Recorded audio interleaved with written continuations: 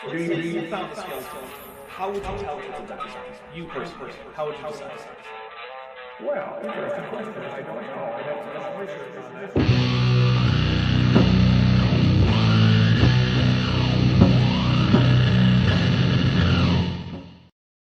Hey everybody, welcome to Dapper Reacts. I think it's 43, I don't know.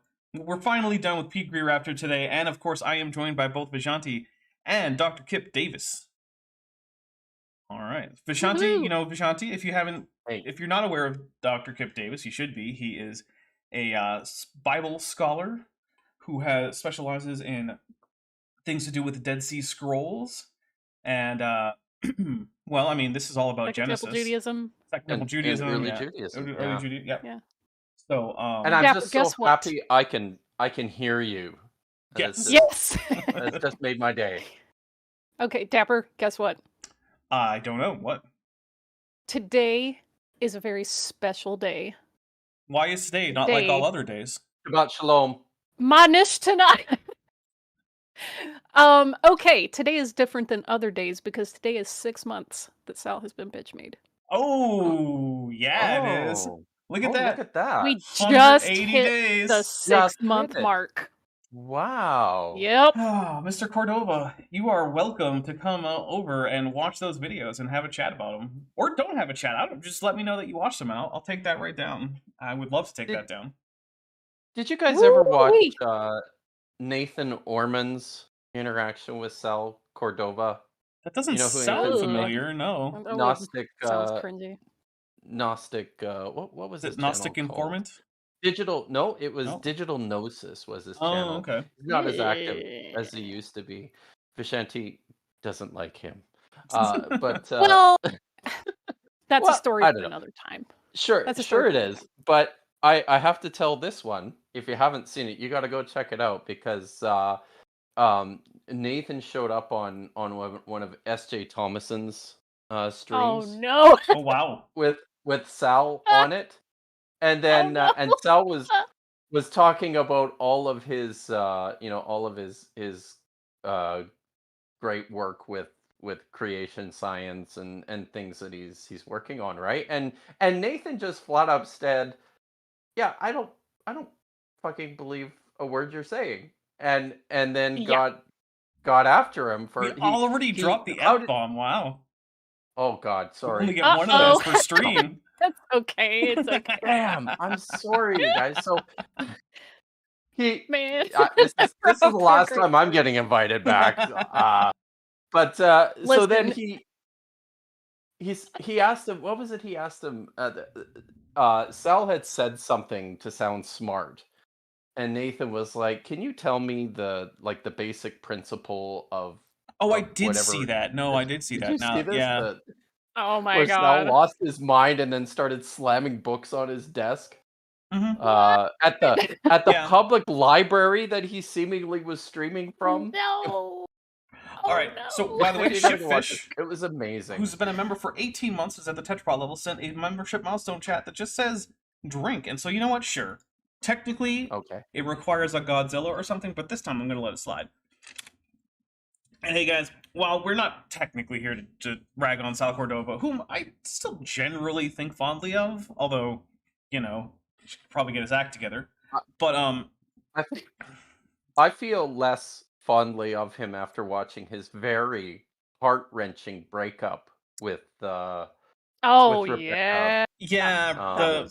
that was pretty rough, and it was not rough because of her. That was all on him. No.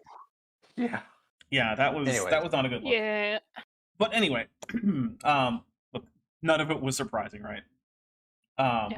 Young Earth creationists, you know what the attitudes are probably going to be towards things like, you know, the LGBTQ issues, things like that, right? You know. Mm-hmm. Being a decent human being and those sorts of things. Challenge level impossible. But we are here to get through Pete Greer, and here's the thing: unlike normally, where we can just kind of go on tangents to avoid watching Pete Greer, today we are finishing this video. We're getting through all 11 minutes, 57 seconds, and we're not going off air until we do. Okay. Which means the more tangents we go on, the longer we're here, because we're getting the video done today. So feel free to go on How long- tangents, but How long is the total length of this video? this video is in total 1 hour, 11 minutes, and 27 seconds, and we have 11 minutes, 57 seconds left of it. And we've been Okay. going for weeks. I know.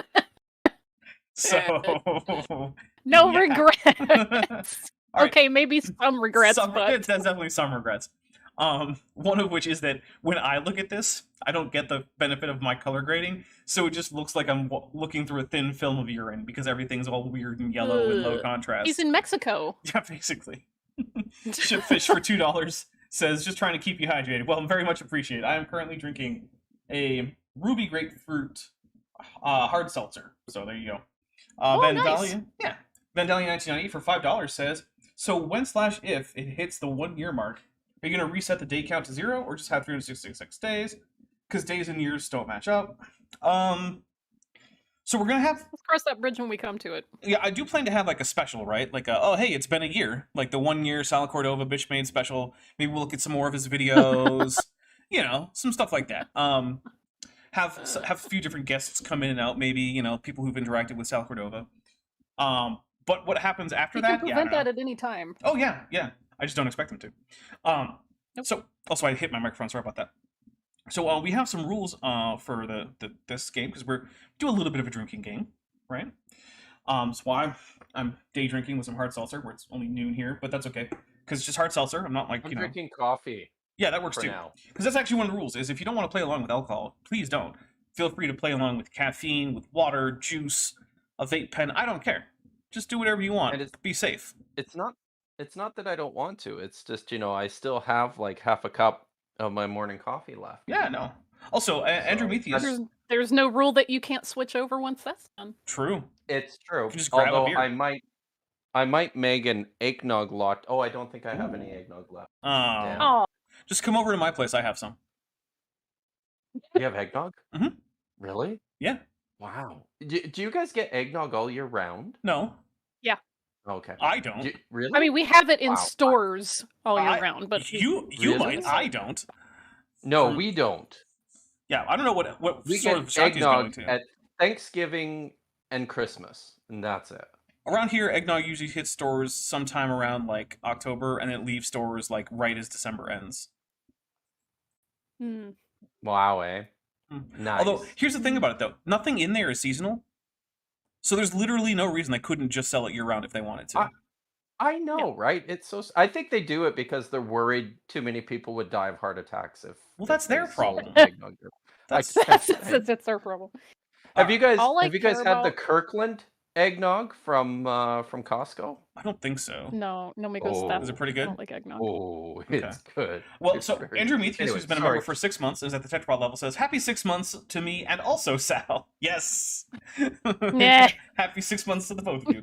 All right. So the rules for the drinking game are: first, we will take a drink anytime Pete Greer says something that's too stupid, and we just kind of have to soothe our brains, maybe take a little bit of a break, have a sip of whatever beverage.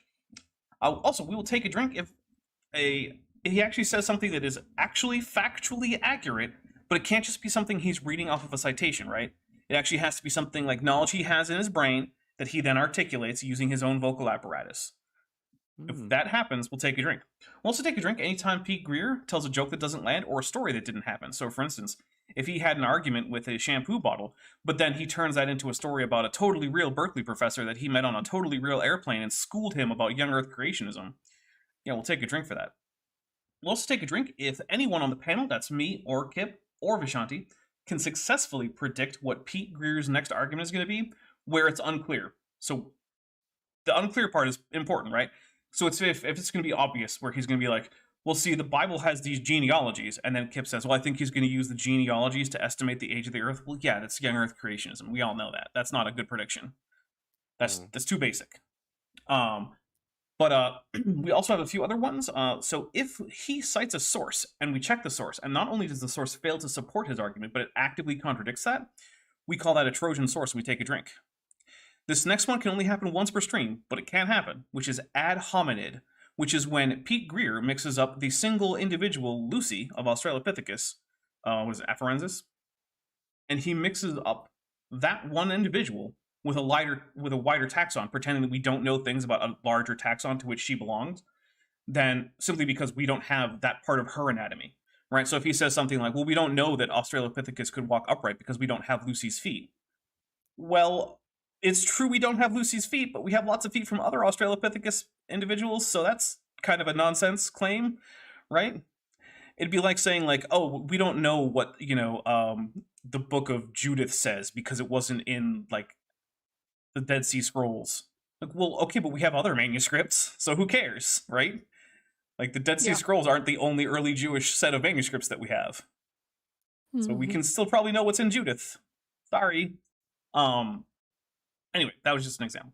So there are also some ways that you guys can get us to drink. If you send a super chat that has anything to the effect of Answers in Genesis or AIG or a bag of dicks, we'll take a drink for that. That is because of their rather severe abuse of the copyright system here on YouTube.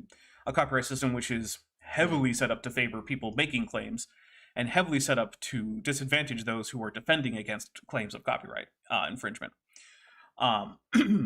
We will also take a drink if anyone super chats or milestone chats anything with one of our kaiju emojis. We've got Godzilla, we've got Mothra, we've got King Ghidorah. That you have to be a member for. We will also take a drink if Mothra or Godzilla come by audibly, which might happen, might not. And I believe last but not... Oh, wait, no, we forgot about the Godwin's Law. Yeah, if Pete mentions the National Socialist German Workers' Party, the NSDAP, look it up if you don't know what that is, or any of their famous members, shall we say, or famous leaders, or any of their historically significant activities in the 20th century, we'll take a drink for that. I'm trying to not get this thing auto-demonetized because, like, the last, 4 streams I've done have all just been like, oh, you're demonetized. And I'm like, hey, can you give me the money back? And then, 7 days later, they're like, yeah, sure. But in the in-between time, yeah, all that revenue is just gone. It doesn't exist anymore. So that's always fun. Anyway, so yeah, we'll do that. I probably already did that, right? Maybe. That's a maybe. It's not an automatic. It's not automatic, and the later into the stream that the F-bomb gets dropped, the less likely it is to impact. So the early isn't great, but it's only once, so it's not that bad. Anyway. Oh, okay. I won't do any more, I promise. Well, technically I have a rule that if you... Technically, I have the rule that if you're the one who drops the second F-bomb, you owe me a $10 super chat. But I also don't really enforce that rule, so, do what you want. I was gonna say, Chesh's tab must be high. Oh, yeah. Chesh owes me like $200 or something. All right, and then our last one is that if you guys buy any gifted memberships, right? So down where the dollar sign is where you pay for super chats, there's also a gift memberships option. We will take 1 drink per gifted membership per batch up to about 30. If we get 30 or more, I'm just gonna finish my drink, get a new one, and yeah. But yep. With that though, I think we're ready for some more Pete Greer. After I just mentioned, hey, there was a solar eclipse today. I had solar filters. Whoop. It was really cool. There were even 2 guys who were working at a moving company that were moving stuff in and out of a house next door. And right around the height of it, I went out and I was like, hey, you guys notice it's dark? I'm like, yeah, what's up with that? Is there a weird cloud? I'm like, no, there's a solar eclipse. And I hand them a solar filter. Look. And they were really stoked about that. There's I just didn't even know. And I was like, yeah, I figured you guys probably would like to be able to see the solar eclipse. So here, Yeah, it was an annular eclipse. It was. Well, here it was just a partial solar eclipse. It wasn't even annular here. But it was very cool. April Van Ryn for $2 Canadian, 2 beaver bucks, if you will, says AIG is a big bag of floppy donkey dicks. All backwards. Very impressive. We'll take a drink for that. It's so funny that I'm so used to reading right to left that I didn't struggle as much reading that as I maybe should. Oh, okay. So here's the thing. One time I had been reading. I was in Arabic class, right? And I just got done with this big long paragraph in Arabic. And so I get to the next paragraph, which is going to be an English explanation of some point of grammar or something. And I just can't read it. I'm like, what's happening? This doesn't make any sense. Is there a type? I just couldn't figure. I've tried it 2 or 3 times and I realized I was sight reading each word, but I was starting at the top right and just reading from right to left, sight reading each word as I went and not understanding why they didn't make sense. And then I was like, oh, right. English part. I should probably start at the left and go right and then down.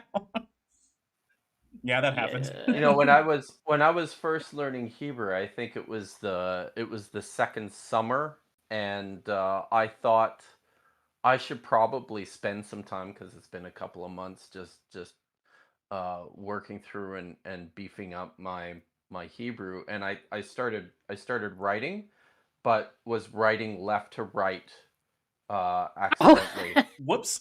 And then Yeah. I sat down and I looked at it and I'm like, something's wrong. And it took me a little while to sort of. Oh, by the way, in Canada, when we don't call $2 beaver bucks, we call that Oh, it's a toonie. loony. Oh, toonie. Yeah, the loony's No, the yeah. no, Toonie. Toonie, it's yeah. a toonie. Yeah. There you go.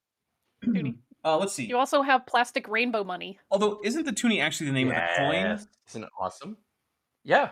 But the thing that's is, the only But I didn't get a coin. I got the abstract sum of $2 Canadian added to my total. I didn't actually get a physical coin. Okay, fair enough. It doesn't matter. You can. We have electronic toonies in Canada. That's fun. Dr. Tapioca Weasel gifted a membership, and it went to Alex Markle. So thank you very much for taking a drink. And Get then them pelagic tunicates in, folks. Nancy Millstone says seems to write braille, and because I'm dyslexic, it's easier for me to do the mirror letters lol, which is how braille is written. Nice. All right. Well, here we go. We're gonna get into this. Pete Greer is talking to us about how sedimentary rock can't be folded, which yes it can, but we'll talk about that. And he probably didn't make this graphic himself, did he? I don't know, because I don't recognize it from anywhere else, but he has not generally been making most of these graphics. Most of these graphics, I do know who they're from, and they're not from him. So probably not, but this is one of the ones where the answer is not definitely not. It's just probably not. Okay. The rock can stay soft if you bury it deep enough. It can stay soft for a while, but not millions or billions of years. I mean, that's broadly true. Rock is going to, or sediment is eventually going to lithify over a certain period of time.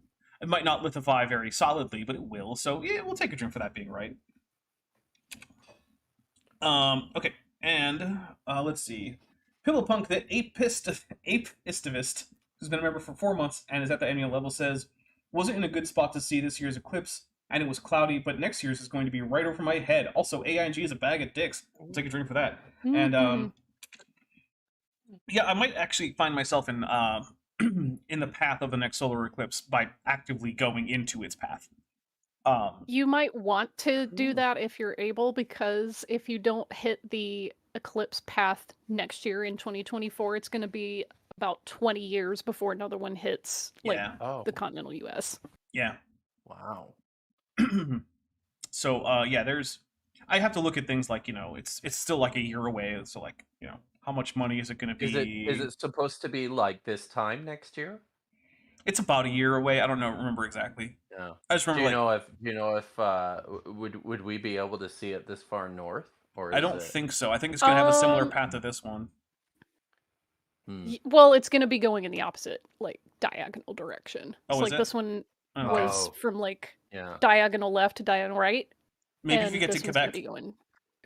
Get to Quebec. I'll look up the path while you guys. All right. We'll hear a little bit more from Pete. So whenever we see this bent sedimentary rock, we know that it got bent, even though it's many layers thick, probably proposed to be hundreds of thousands, if not millions of years old. It was still soft. No, we actually know it wasn't, and we know that for a number of reasons.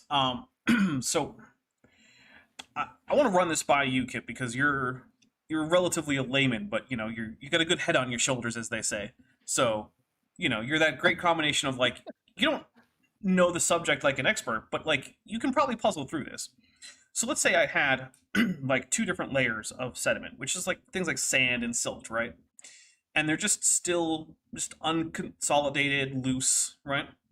And then I put pressure from different angles on like 2 sides of this so that they start to shift.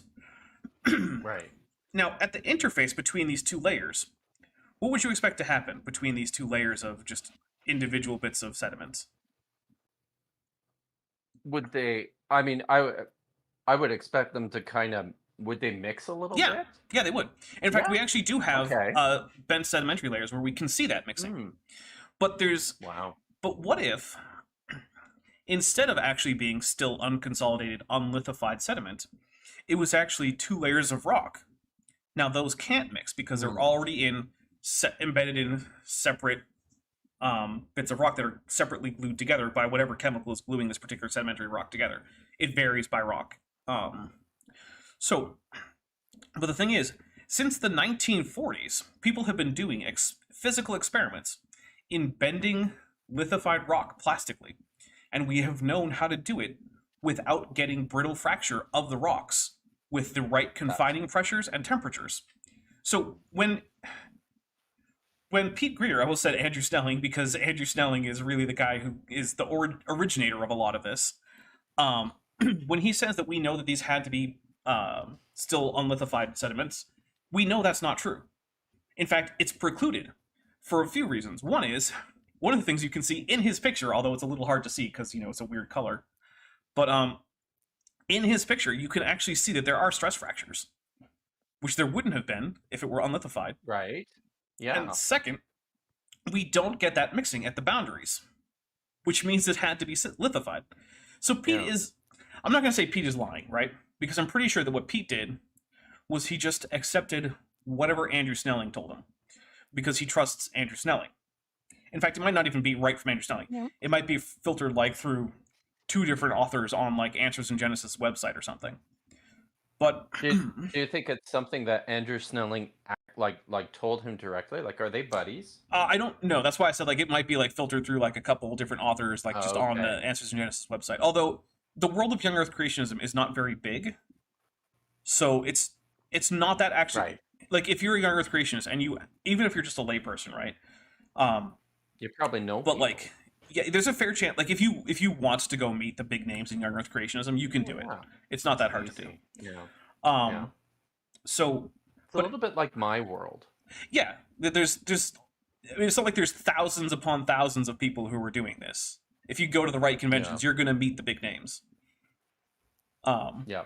So now I want to say Andrew Snelling though is definitely a liar because in one of his papers claiming that there were no stress fractures, indicating that this sediment was bent. It's not this particular sediment that you're looking at here, but it's another one. He gave examples of pictures. Oh, hey, Rohan Orton has just joined the channel membership at the tetrapod level. Thank you very much, everybody. Get in your tetrapod emojis and your sessile tunicates. Pelagic tunicates. No pelagic tunicates. Which one's that? Is that the... I don't know what a tetrapod looks... Oh, wait. It's the green guy. They have guy. 4 feet, right? It's the green guy with a hat. There we go. Yeah, got it. There it is. Also, I love what Gigi in the chat says, that it's trickle-down stupidity. Basically. So when Andrew Snelling wrote this paper, though, he provided a figure that was this rock formation that he said didn't have stress fractures. But weirdly enough, there's like 4 or 6 or something like that people standing in frame in front of the rocks. Well, the United States Geological Survey, which is the big government-funded geological service here in the United States that, they survey the whole country for like sedimentology maps and, mineral exploration, oil exploration, all that stuff, right? They're also the ones who do like the topographical surveys for like, finding out where borders are and laying down like surveying markers and things like that. They do all that stuff. They have some... Oh, also Nita has just joined the channel at the tetrapod level. Send more tetrapods. Oh. Thank you very much. Well, in their picture of the same formation, taken from almost the same location, so it's very easy to compare, and they have a much higher quality version, you can see that exactly where those people were standing are exactly where the stress fractures that Andrew Snelling's paper says don't exist are. He wrote a paper saying there's no stress fractures, and then he just stuck actual people in the picture to hide the evident stress fractures. And it's just like, there's no way for me to come away with that and not think that you're just lying to me. You're lying to my face. Of course. Yeah. Of course. All right, here we go. More Pete. So it looks to me like it must have just been laid down recently. Okay, that's great, Pete. Looks like. I'm just going to take a drink for looks like. Argument from looks like. Yeah. Looks like is the mating call of a pseudoscientist. Yeah. Hey, can I, before you continue, can I just say one thing? Mm-hmm. So my 19-year-old son has just this summer picked up amateur geology. Oh, that's cool. He's been I know, right? So he's been heading down to the river, the Fraser River here, a few times a week now, and just panning for gold Nice. and for minerals and things. He came home with a nice big piece of jade a few weeks ago. I know, right? All right, couple He's a good things. boy. So, one, April Van Ryan says, "My dude, we didn't drink for the memberships." That's true. That's because they weren't gifted. We drink for when you gift memberships. So, there you go. They weren't gifted. They were individually purchased. DM Luca was a trilobite confirmed wing, who's been a member for 16 months and is at the amniote level, says, "Speaking of the USGS, have you gotten your shield check from them this week?" Man, they are so far behind. They're like 3 years behind with my USGS shield check. Because, I'm shilling for big paleontology here. And they just do not pay me very often, and I need to contact them because, like, I've been doing this for a long time, and I have to rely on things like Patreon and, like, superchats. They're supposed to be sending me, like, thousands of dollars for, like, promoting the big fossil lie. And they just don't. Sound about as reliable as the historical Jesus racket that I'm part of. Or like the Globe Earth NASA shills. Yeah, they're also barely ever get their checks. I've heard they're very bad. Yeah, I've heard they're very bad. But that also came with Godzilla, Mothra, and Ghidorah, and AIG is a bag of dicks, so we'll take a drink for that. Oh. Here we go. I'm gonna need something more to drink soon. Oh my goodness. Well, that's okay. That time? It's and then when that land shifted down and unfolded the rock, it didn't break, it bent. You take a hard rock, you can't bend it. It breaks. That's actually not true. You can actually bend rock. It will then spring back into place, and it's going to depend on, like the hardness, the material properties of that particular rock, right? But you can actually take a rock and bend it. If you take a very long, thin section of rock, and you cut you saw like a channel down the middle of it, you can then at one end like bring those two tips together and have them spring back. It'll be fine. no way. But also, rock gets more plastic with more pressure. In fact, you can just do this if you have, like a few $100, some sand and some plaster. What you can do is you can actually put a little mound of sand sandwiched between like some pieces of clear plexiglass or something, right? Then dump a bunch more sand on top, then put some plaster in there, right? Then fill it back up with some more sand. So there's sand, a little wavy bit of plaster, and sand at the bottom, right? And then you push down on that with some heavy weight, right? So that there's a lot of confining pressure. And then if you actually push in from the side, so like you have a movable side panel, you can actually get that plaster to deform and form all sorts of weird curvy patterns. Whereas we all know that plaster is extremely brittle, right? Like, you can't just bend plaster normally. But when it's under enough confining pressure, you actually can. And you can get your plaster to plastically deform. You can actually find videos of people doing it on YouTube, where you just take plaster and you bend it because of the confining pressure. We know this for a fact. We've known it since the 40s. This is 80 years old experimental science, the kind of science creationists say they love, right? Laboratory, repeatable, testable. Strawberry Vein for $2 says, more like Andrew Smelling, but yes, Andrew Smelling. No. Actually, for a while, one of my it's actually still one of my most viewed videos was Andrew Snelling is a Liar, the movie, which is just like a 2.5 hour like just dump of all the time of all these Andrew Snellings basically lying to your face. He's got all sorts of lies, like, oh, see this bee fossil?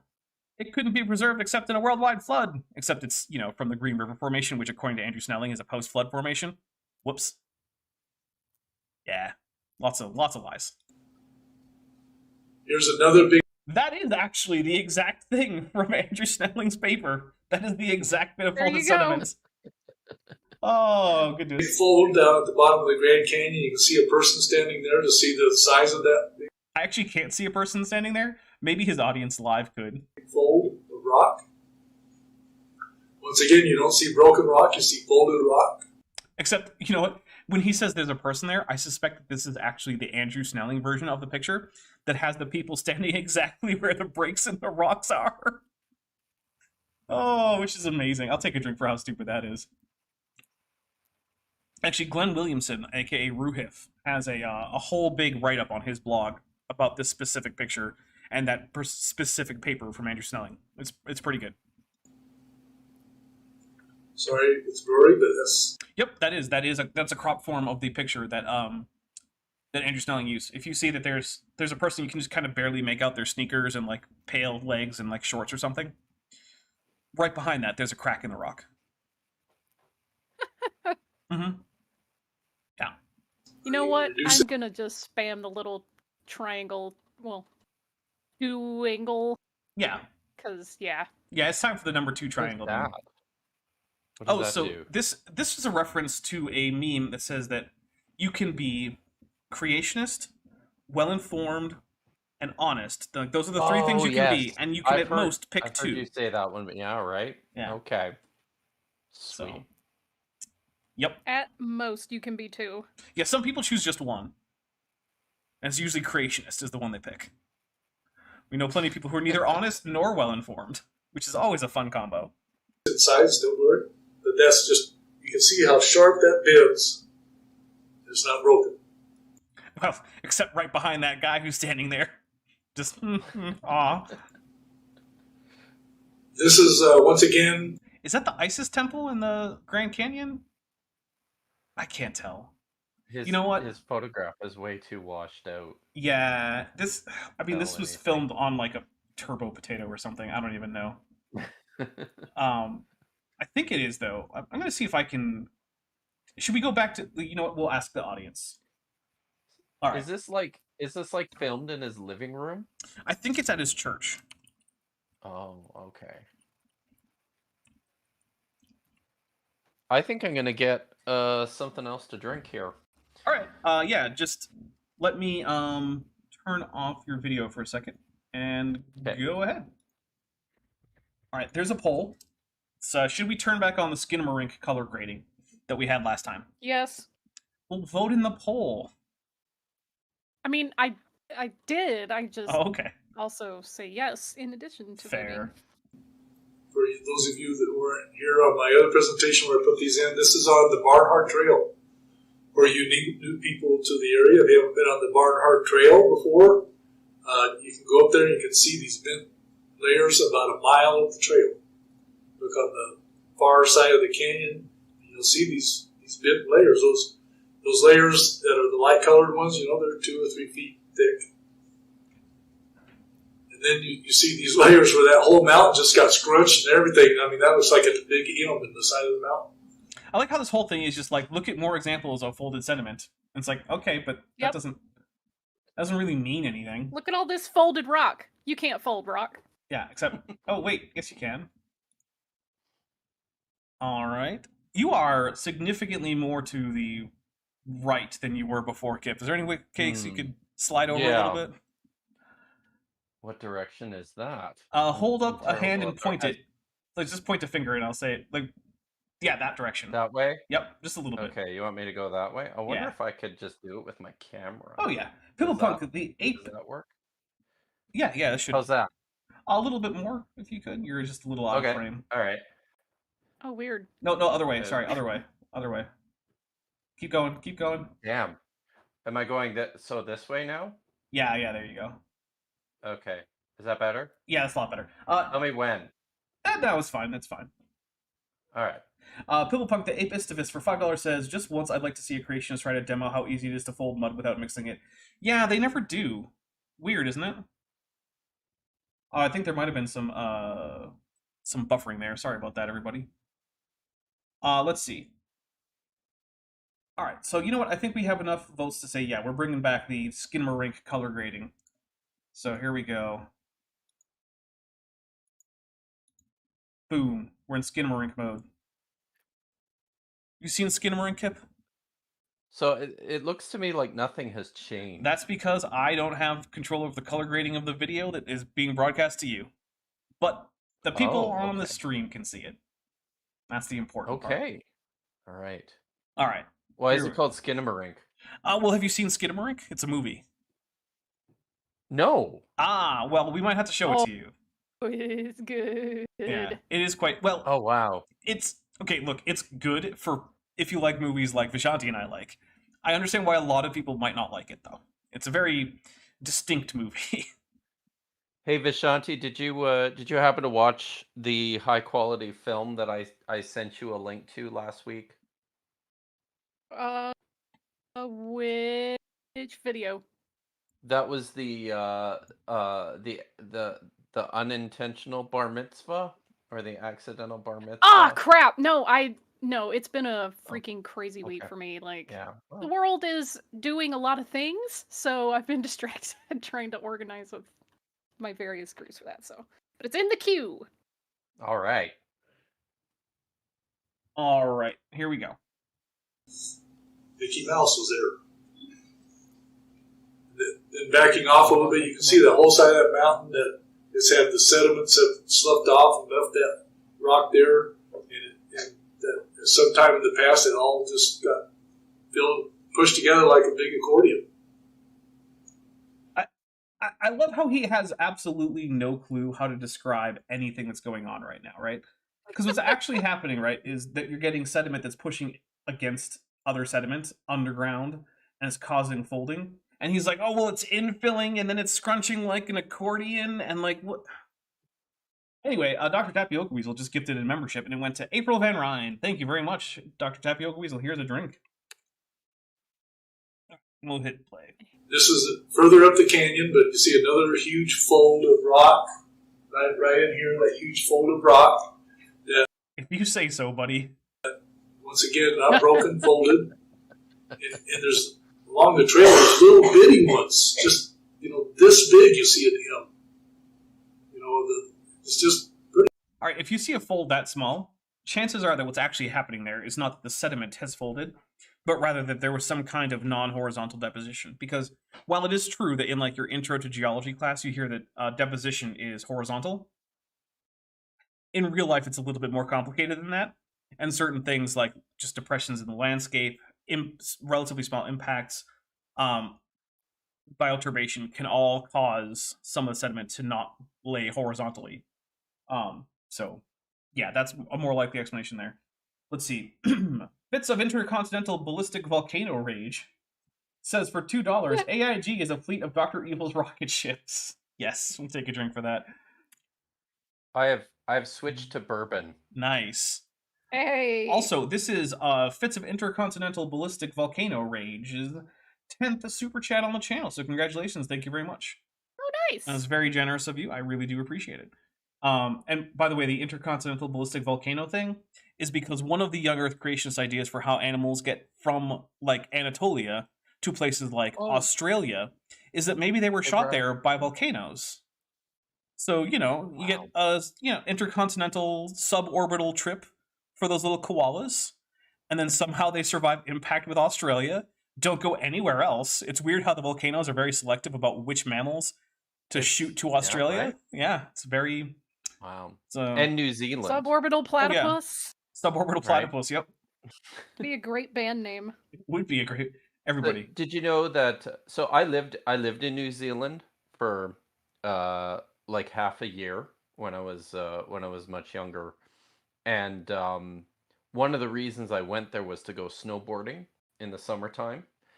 And one of the really good places that you can snowboard at in New Zealand is on the slope of the ancient volcano that blew its top off in order to form New Zealand. Oh, nice.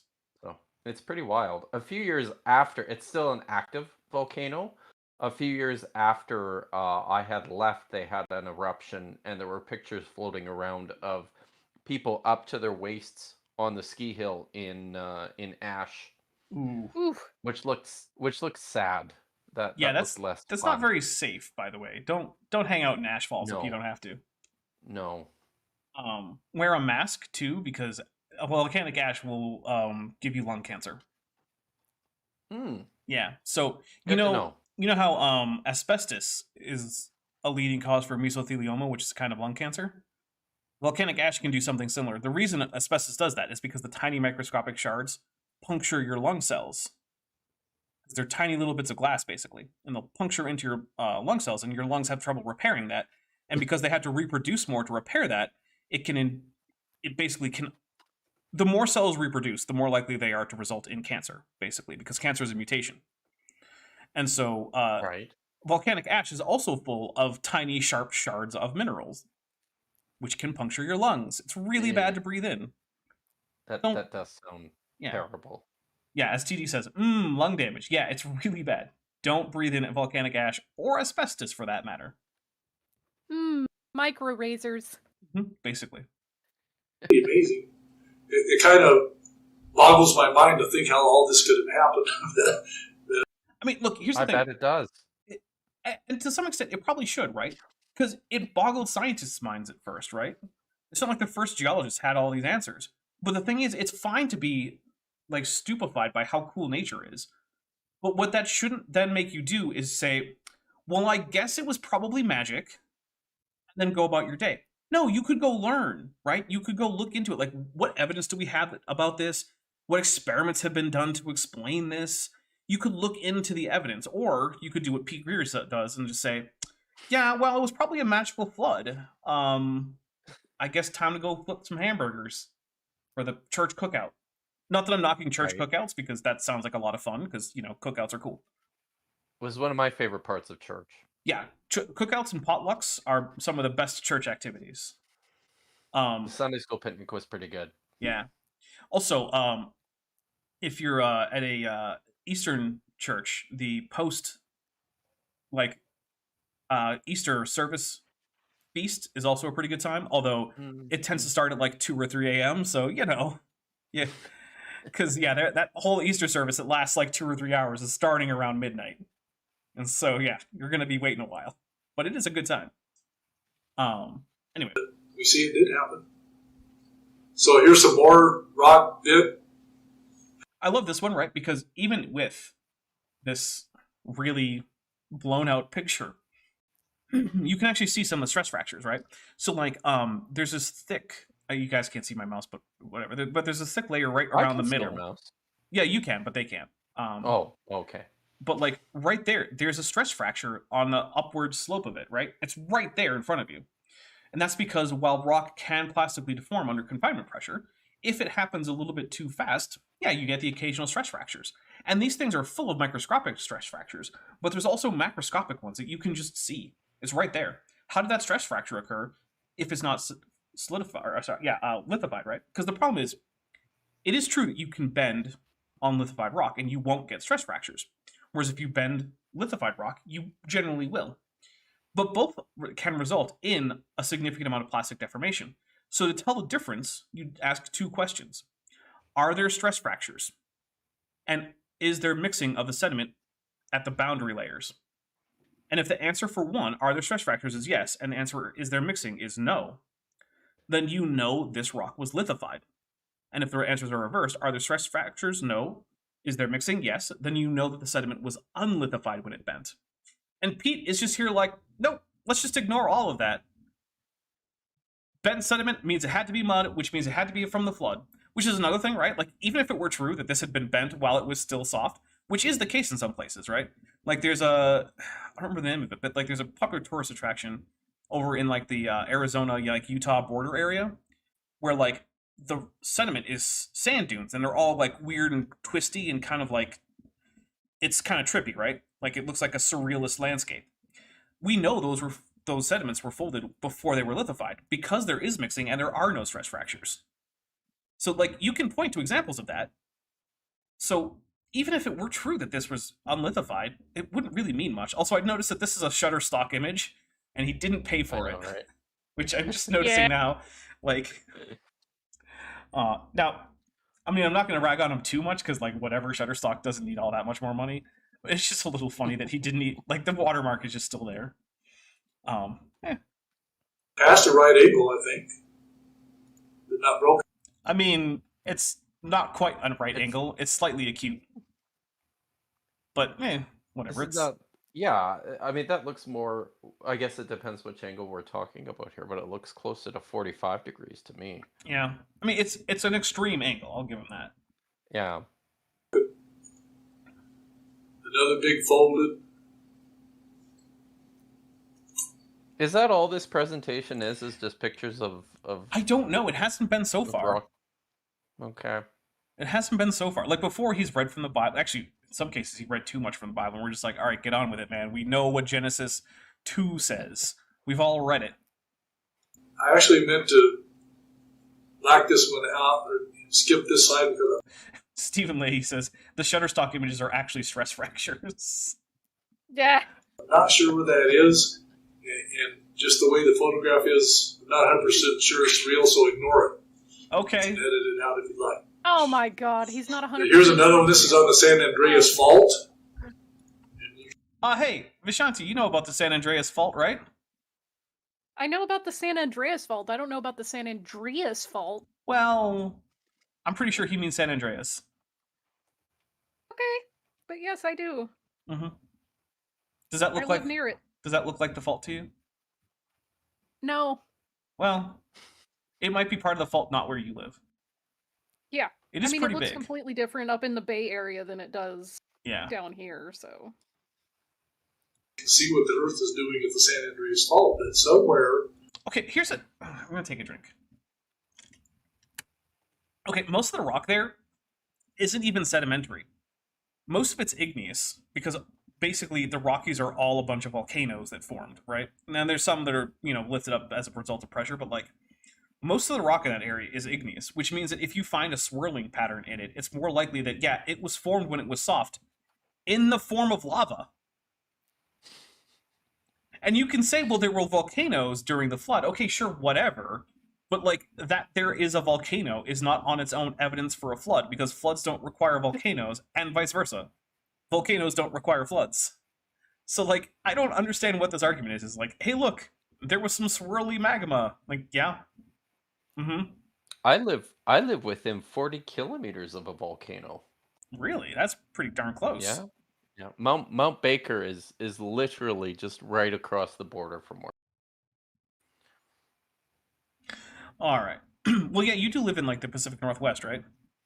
Yeah. Yeah, that's all a bunch of volcanoes up there, yeah. On clear days, when you're flying in to Vancouver and you look south, you can actually see Baker right there. But then in the distance, you can actually also see Mount Rainier, which is just it's just south of Seattle. So it's pretty cool. Pterodactyl in French Limestone Geek for €5 says, sorry for not joining. I'm at a prom right now. Just here to send some money and remind everyone to like and support with a heart and a flower, or sorry, a money emoji. Thank you very much. That is much appreciated. I hope that the prom goes well. I never really expected to hear someone like come in from a prom. Prom's in October. Maybe it's not in Europe. Maybe Europe has different prom times. Because that was €5. Yeah. Oh. So that's interesting that they have proms in Europe. Well, it could be one of those things where like American high school movies filtered over to Europe, and then like some of that like American high school culture gets picked up. Because one of the other things is like the American high school movie is also not that much like American high school. It's like it's a fictionalized version of high school for everyone, right? Like no one actually went to a school like that. There are elements that are true, right? Like the existence of proms is true, and like there are cliques and whatnot, but like they tend not to be as narrowly and rigidly defined. Like, oh, this is the jocks. Like, you'll get jocks who will do things like play video games or Dungeons and Dragons, and you'll get cheerleaders who will go hang out with the goths every once in a while and whatnot. So yeah. Take your word for it, man. It's been a long time since I've been in high school.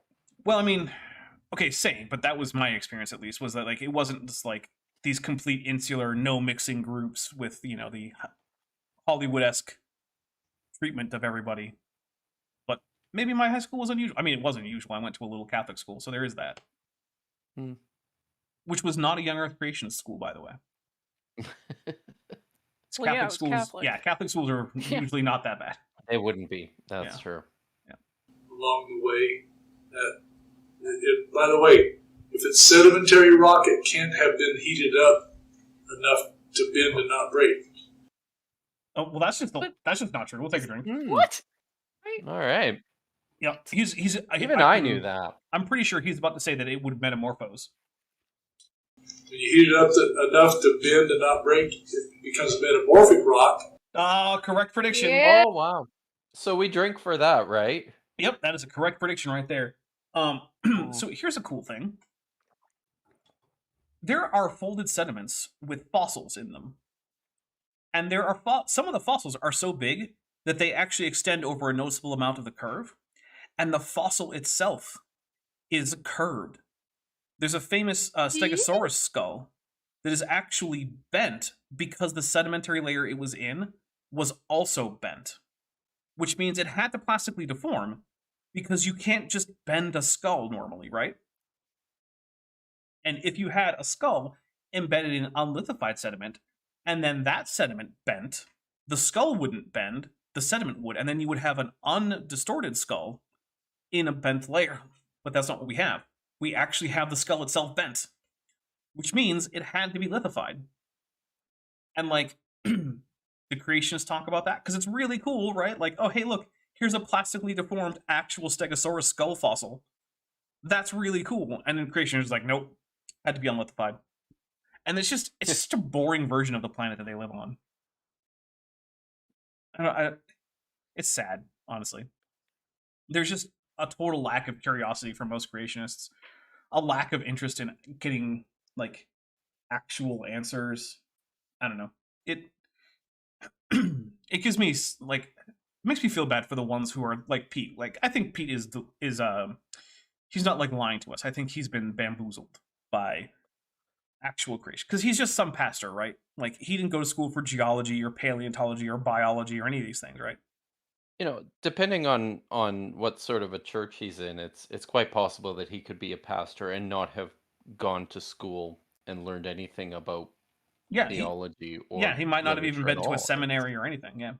Yeah. Possible. It's very possible. Being a pastor doesn't have any official requirements. None. Certain individual denominations or churches have requirements for their pastors, but like, anyone can just call yourself a pastor, right? You can start a church and say you're a pastor. No one can stop you. Yep. You can own the church and be the pastor. Mm-hmm. Yep.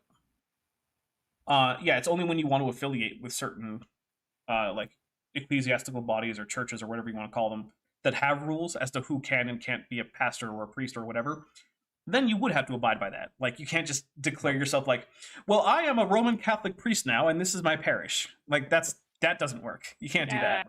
I mean, you can do it, but like, the Catholics aren't going to agree with you. That happens a lot with Messianic Christians. Oh yeah, we're just a synagogue now, and they call themselves rabbis, and I'm like, not one of you has smicha, not one of you went to a yeshiva. Like, you just started teaching and you call yourself a rabbi, and but see, it means my teacher though, so it's fine. Don't worry about it. They don't even know the etymology of that word, but okay. That's simple. Yeah. All right. It's used as my teacher, but it doesn't mean my teacher. There's a different word for teach, but okay. Anyway. The fact that sedimentary rock means it was not heated up to bib. I don't even believe that's sedimentary. Right? So, we look at the north rim of the Grand Canyon. What the hell was that? That was a door opening. Yeah, that was a door. Oh, good. It's the Grand Canyon. We got the Kaibab limestone, the Muav limestone, Bright Angel shale, Tapete sandstone. Then we get like the basement rocks, like the Vishnu schist and whatnot. Hey, some of those rock types can't form under turbulent water. Yeah, actually, that's true. The Bright Angel shale and the Tapete sandstone are both they're submarine deposits, but they're also very calm water. In fact, you can't get the Bright Angel shale. It's physically impossible for that to have deposited in a flood. And the reason for that is that, so you know what Brownian motion is? So, you ever drop like some salt or sugar crystals directly into water, and they kind of jiggle around as they kind of fall down toward the bottom? That jiggling is because of the random motion of water molecules, and that's called Brownian motion. And one of the things about Brownian motion is that the lighter a particle is, the more Brownian motion affects it relative to gravity, right? So if you just drop, a heavy stone in the water, it's just going to sink straight down. But if you drop like particles of dust they're going to sink very, very slowly because they're always getting jostled around, and sometimes that jostling actually pushes them up, right? So there is a net tendency to fall, but it's not very high. Now, shale is one of the rocks that's made out of very fine sediment. It's not as fine as like siltstone or something, right? There's finer sediment, but the stuff that's going to make shale is going to be very small, which means it takes a long time to settle out. Now, creationists like to come back with, but we have done experiments that can rapidly deposit shale, and that's true. But the difference is that first, there has to be what's called flocculation. So what has to happen is there has to be some particle that the other shale bits actually glom onto and form larger particles, which then can overcome the Brownian motion more easily. But the problem is there that when that happens, when you have flocculated shale, you can see the floccules as individual floccules under a microscope. But the Bright Angel shale doesn't have any of these, which means it definitely wasn't deposited in a high energy environment. Now, the Kaibab limestone was actually deposited in a desert, and we can tell because it has preserved sand dunes. And sand dunes form at different angles underwater versus in the air, because the air and the water have different properties for how steep a slope they can support without collapse. And so all you have to do is just measure the angles, and you can tell, is this a sand dune that was formed under the air or under the water? And guess what? It's under the air. Now, Andrew Snelling has said that, oh no, I actually measured it and it was consistent with marine sand dunes. He's the only one, though. And we already know how much we trust him because of how honest he is, which is to say, not at all in both cases. Not at all. Right. Yeah. So, yeah, curious how the guy who's infamously dishonest is the only one who can find these mysterious marine sand dune cross-bedding sections of the Kaibab limestone. Weird. And also, in a flood, everything gets jumbled up, right? So, you get a sort of sorting, right? And like, you can kind of think about like the reverse of what happens in a bag of chips, right? You open a bag of chips, it's the big chips that are at the top, right? And then the crumbs have kind of filtered down.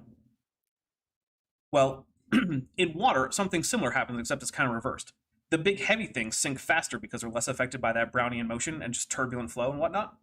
So at the bottom of a flood layer, you get the big sediments and like actual rocks that might have like just dropped into that, whatever. And then it slowly gets to smaller grains and smaller rocks as you go up.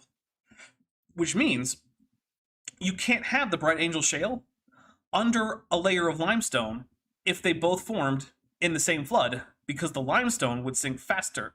Oh no, sorry, the sandstone. Sorry. So you look at like the sandstone that's above it.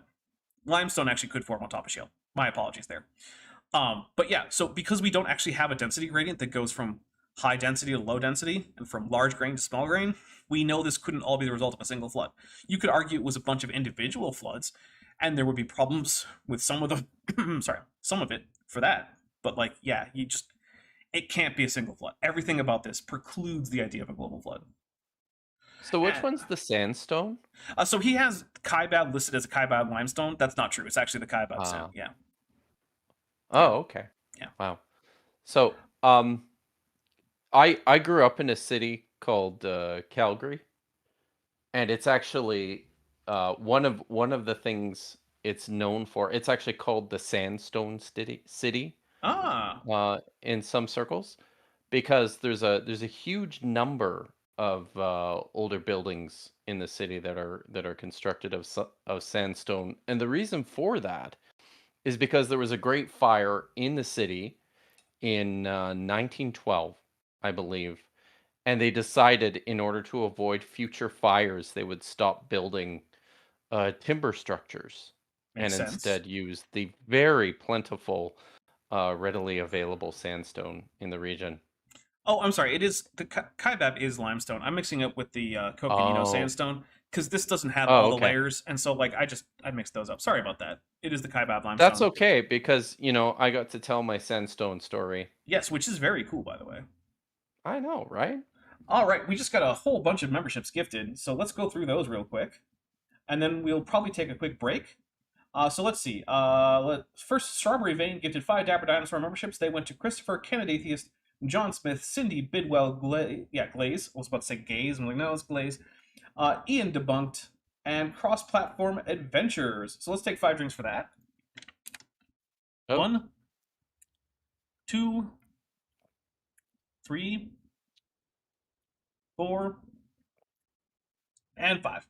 And then, Savage Crichton et al. 1990 Cobra, which, in case you don't know about that one, Kipp, Funny. creationists have this habit of saying that the average dinosaur was the size of a sheep. And some people I know, R.J. Downard and Jackson Wheat, traced down the source of this claim.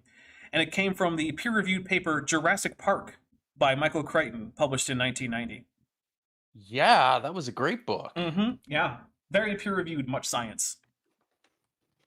Yeah. So those 5 memberships went to Dragon Spartan 90 Official, Altered Bridge 97, Vadim Slamovsky, nope, that was just a chat. Bio Alley, The Fallen, and Liska Day Babbitt. So here's 5 drinks for that. 1, 2, 3, 4, and 5. Thank you very much. I'm not drinking for this one. This is bad, guys. Well, that's why I recommend that you don't play with liquor. But you know, what do I know? And then let's see. DM Luca was a trilobite confirmed wing for also gifted 5, which was Trippy Liquids, Dustin Carroll, Vesta Freya, the Talus, the Gay Bead, and I think that is it. And then Vandalia 1998, who's been a member for 36 months, is at the Amniote level, says, just wondering, is the lowest level of the Grand Canyon in the time of the non-avian dinosaurs, or more modern times? And by modern, I don't mean 4,000 years ago. Oh no, it's much older. The entirety of the Grand Canyon, except for like the very top levels of soil, is all from before the dinosaurs, basically. The top levels of that are like Permian. So, yep, all of it's Paleozoic before you get to like the Proterozoic down at the basement rocks. So here's 5 more. 1, 2, 3, 4, and 5. All right, guys, we're going to take a quick break. Time for any kind of biological stuff anyone has to take care of, time for getting fresh drinks. I don't know, maybe getting a glass of water to sip in between sipping just straight up liquor, things like that. So how much do we have left of the video? 8.5 minutes. Oh, God. Yeah, so we'll be back in just a minute, everybody.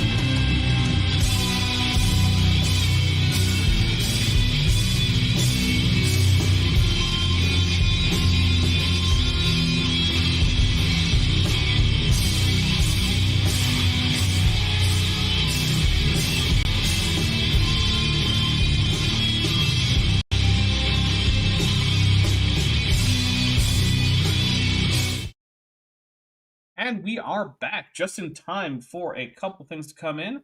Robert Bunting has just joined the channel at the Sauropsid level. Thank you very much, Robert Bunting. The Sauropsid is, in fact, one of the higher levels. For the memberships, it goes Amniote for $1.99. Oh, sorry, no, that's Tetrapod. Amniote is $5. Sauropsid is $10. And then, of course, you get Diapsid at $20, which, in case that isn't clear to anyone, is just getting closer and closer to Dinosaur, which is why there's also Archosaur and Dinosaur over on Patreon for $50 and $100 respectively. Yeah. I bet you got a bunch of those, eh? I actually do have a few Archosaurs. I don't think I currently have any Dinosaurs. Wow. Yeah, I think last time I checked I had 4 people at the Archosaur level. One of whom is anonymous though, so I don't say who it is, and I don't tell. It's not in the credits. They specifically sent me they specifically sent me a message. They were like, I don't want to be in the credits, and I don't want people to know like my name. I'm anonymous. I'm like, hey, that's cool. So yeah, there's an anonymous person out there who you guys don't get to know who it is, but I do, and I appreciate their support. Van Dally 1998, who's been a member for 36 months, says, is at the end. Oh no, I already read that one. And then there was a Landon Knoll, who's been a member for 16 months and is at the annual level, says, Sessile tunicates are better than pelagic tunicates. AIG is a bag of dicks, plus poop. Celebrating a successful observation of the 2023 October 14th annular solar eclipse of the sun. I almost said annual, and that's definitely not the right word. So thank you very much, and we will take a drink for the AIG is a bag of dicks. And then for $10, DM Luca was a trilobite confirmed. Wing says, the Earth is not 6,000 years old. Dinosaurs are real. Oil is not a renewable resource. Well, it is if you take a long enough view of things. Yeah. Our funding isn't being used to cover Apollo Earth. Your check is in the mail, Dapper Dinosaur. USGS lies. Nah. All right. Yeah, when you're as old as I am being a dinosaur, oil is a renewable resource. It just takes a while. 1,000 feet higher than the south rim. It's called the Kaibab Plateau. We see that all these layers got uplifted, and we know geologically that they're not broken. They're bent. So that's true, right? There is an uplift. It's called the Kaibab uplift. I'll take a drink. It's the thing that Kent Hovind and Dwayne Gish either get or got confused about, depending on which one we're talking about. Because, Dwayne Gish is no longer with us.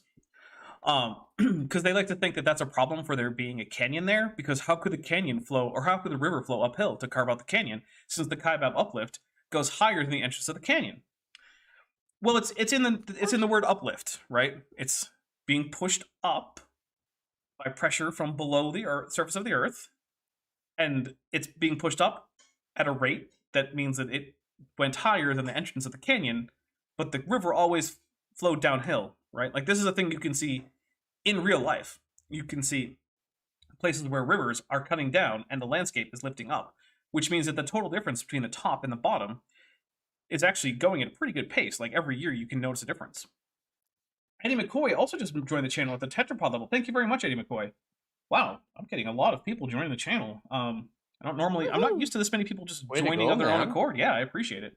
Look, I didn't give the whole big commercial spiel when we came back this time, because we'll probably have another break. But no, the channel really does depend on y'all being generous, and I really do appreciate it. Because yeah, the channel would have to shut down, especially since things are a little bit tighter budget-wise here at Casa Dino as of this coming month. So yeah. So that's on a huge scale, all across the north rim of the Grand Canyon. I can't read this. If you guys ever are able to go on a trip with Russ Miller. I can't read that at all. What in the world? Yeah, so it says somebody went crazy with the transform and clip art or something. Cubic miles of missing sediment. So cubic? Who measures things in cubic miles? Yeah.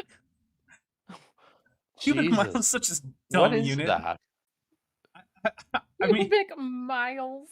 Oh my goodness. Americans just doing anything to avoid the metric system. They might as well say cubic giraffes.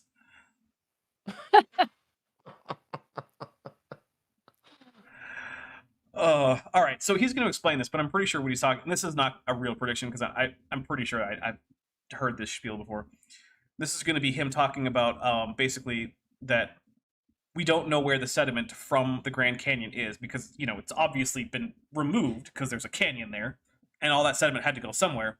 And he's going to say we don't know where it is, but we do. But we'll get to that when he Yeah, fear Satan's fossil syringe monger says, cubic miles, my metric brain just melted. Yeah, cubic miles are the worst. Right. Look, even most Americans I've met would not use cubic miles as a measurement of volume, right? You'd either use like liquid volumes, like gallons or whatever. Is that a creationist trick? I mean, I don't think so. I don't even know. But so like, what would 100,000 cubic? That would be like what, like 160? No, how would you even do that in cubic kilometers or I cubic? refuse to devote brain power to Like, trying what to the convert hell? that to a sensible What the unit. hell kind of a volume measurement would you use? well, I didn't Google cubic. So 1 cubic mile is, we're gonna go to cubic. Yeah, is 4.168 times 10 to the 9th cubic meters. Jeez. Yeah. Oh. Which use cubic meters or like liters or cubic kilometers. Like use a normal measurement, everybody. And the thing is, when people are like, oh, the US doesn't know anything about the metric system, every school in the US that's accredited is teaching the metric system to their kids.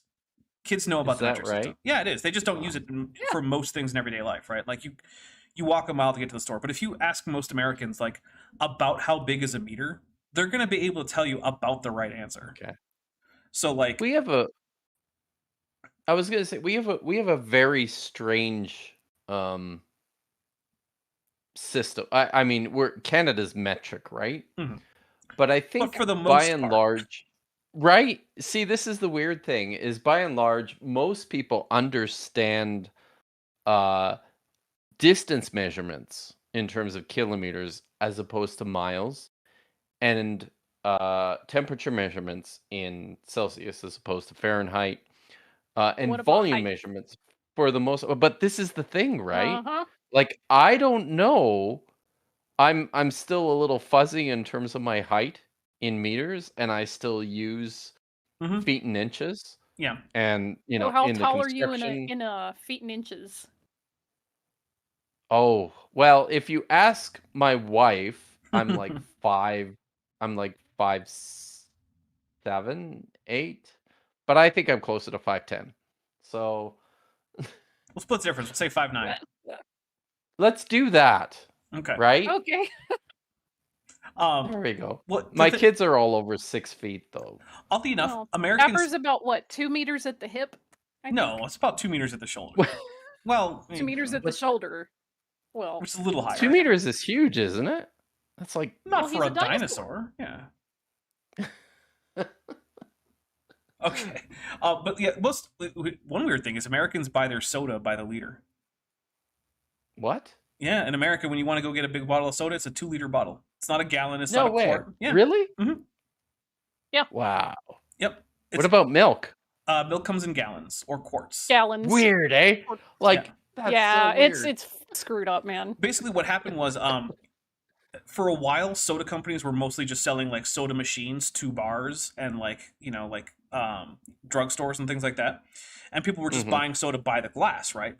But then they were like, well, we could just mix it in a factory and sell it in a bottle. And when they had this idea, the U.S. was on one of its like 4 or 5 historical pushes to really get the metric system going. And so the soda companies were like, all right, well, we'll get on board with this. And so they started selling sodas in like 1 and 2 liter bottles. And then Americans got used to buying those, but the metric system never really became like the commonplace default measuring system. And so the United States is just left with this weird artifact where we buy sodas in liters and almost everything else is bought in like quarts or pints or gallons. Then Dahlia 1998 for $5 says, Mothra, 12 new members, remember to connect YouTube to Discord to join Dapper's secret Discord. Oh, it's not a secret. It's just exclusive. But yes, we'll take a drink for that. Anyway, here we go. You can just Google his name and find his ministry. God, I hate that. And he takes bus trips to the Grand Canyon, and he takes bus trips of several nights. And he I'm does just the like, Grand look, Stair- man, if you want to learn about geology, you shouldn't be contacting the ministry to do it. Just No, you should contact come on now. Contact the USGS or a geology department. Staircase tour. Yeah, Captain Reiner Ryder points out that Britain used the imperial system as well as metric for a while. I mean, there's a lot of places where like there are holdovers of older measuring systems that are still used for certain things. Like in the UK, it's still common to measure body weight in stones versus like kilograms or something. Can I share another useless bit of fun trivia? Yes, you can. Yes, but all right. Real quick, So, I do want to read this one quick super chat, which is my unfinished channel Okay. for $2 says, "What's Dapper's volume in cubic pelagic tunicates?" Which I have no idea, but it's probably a big number. The answer is yes. Okay, there you go. Yes. All right. So when I worked at Trinity Western University, the religious studies department was housed in a building called the Seal Cap House. And this building, the Seal Cap House at Trinity Western University, is actually a National Historic Site because it is the building in which the sealable milk bottle was invented. Oh. All right. I've been to the room where the Korean alphabet was invented. Whoa. Yeah. That's Neat. awesome. Yeah. It's in Seoul. No way. Yeah. Surprisingly enough, right? That's like the only place in Korea that I know of. But... Oh, there's a lot of other cool places in Seoul, in Korea. Busan. Yeah, go to Busan. Incheon is nice. Oh. Been to Incheon. Wow. Been to Busan. Oh, I've heard of that one. Okay. There's a train to Busan that might have zombies on it. Oh man, the ending of that made me cry. Oh man, that was if you haven't seen the Train to Busan. K Cinema. Yeah, that was feelings. The Train to Busan was a great movie. Yeah, it's excellent. Anyway, Eddie McCoy just sent a $2 super sticker that says "cool," and it's apparently their first super on a live stream. So welcome, thank you very much. I really appreciate it. I know that's supposed to be a pear, but it always looks like an avocado to me. Fair. Savage Crichton et al. 1990 Cobra says, "By the state of that door, this talk was given in a horror movie." Oh, yes. Actually, so last night was Friday the 13th, right? 'Tis the month for it, right? Yeah, right? Yeah, so it was yesterday. It wasn't last Friday. It was, I guess that was the last Friday. Last night. It was yesterday. Last night. Yeah. So we watched Friday the 13th. On Friday the 13th. The original? In October. Yeah. Pamela Voorhees and everything. Yeah. I think the second one was the best one, but...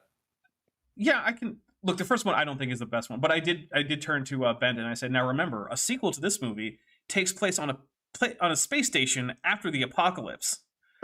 And when you're watching the first movie, which is just like a normal 80s slasher flick set in his camp, and you're like, oh yeah, that's where the series goes.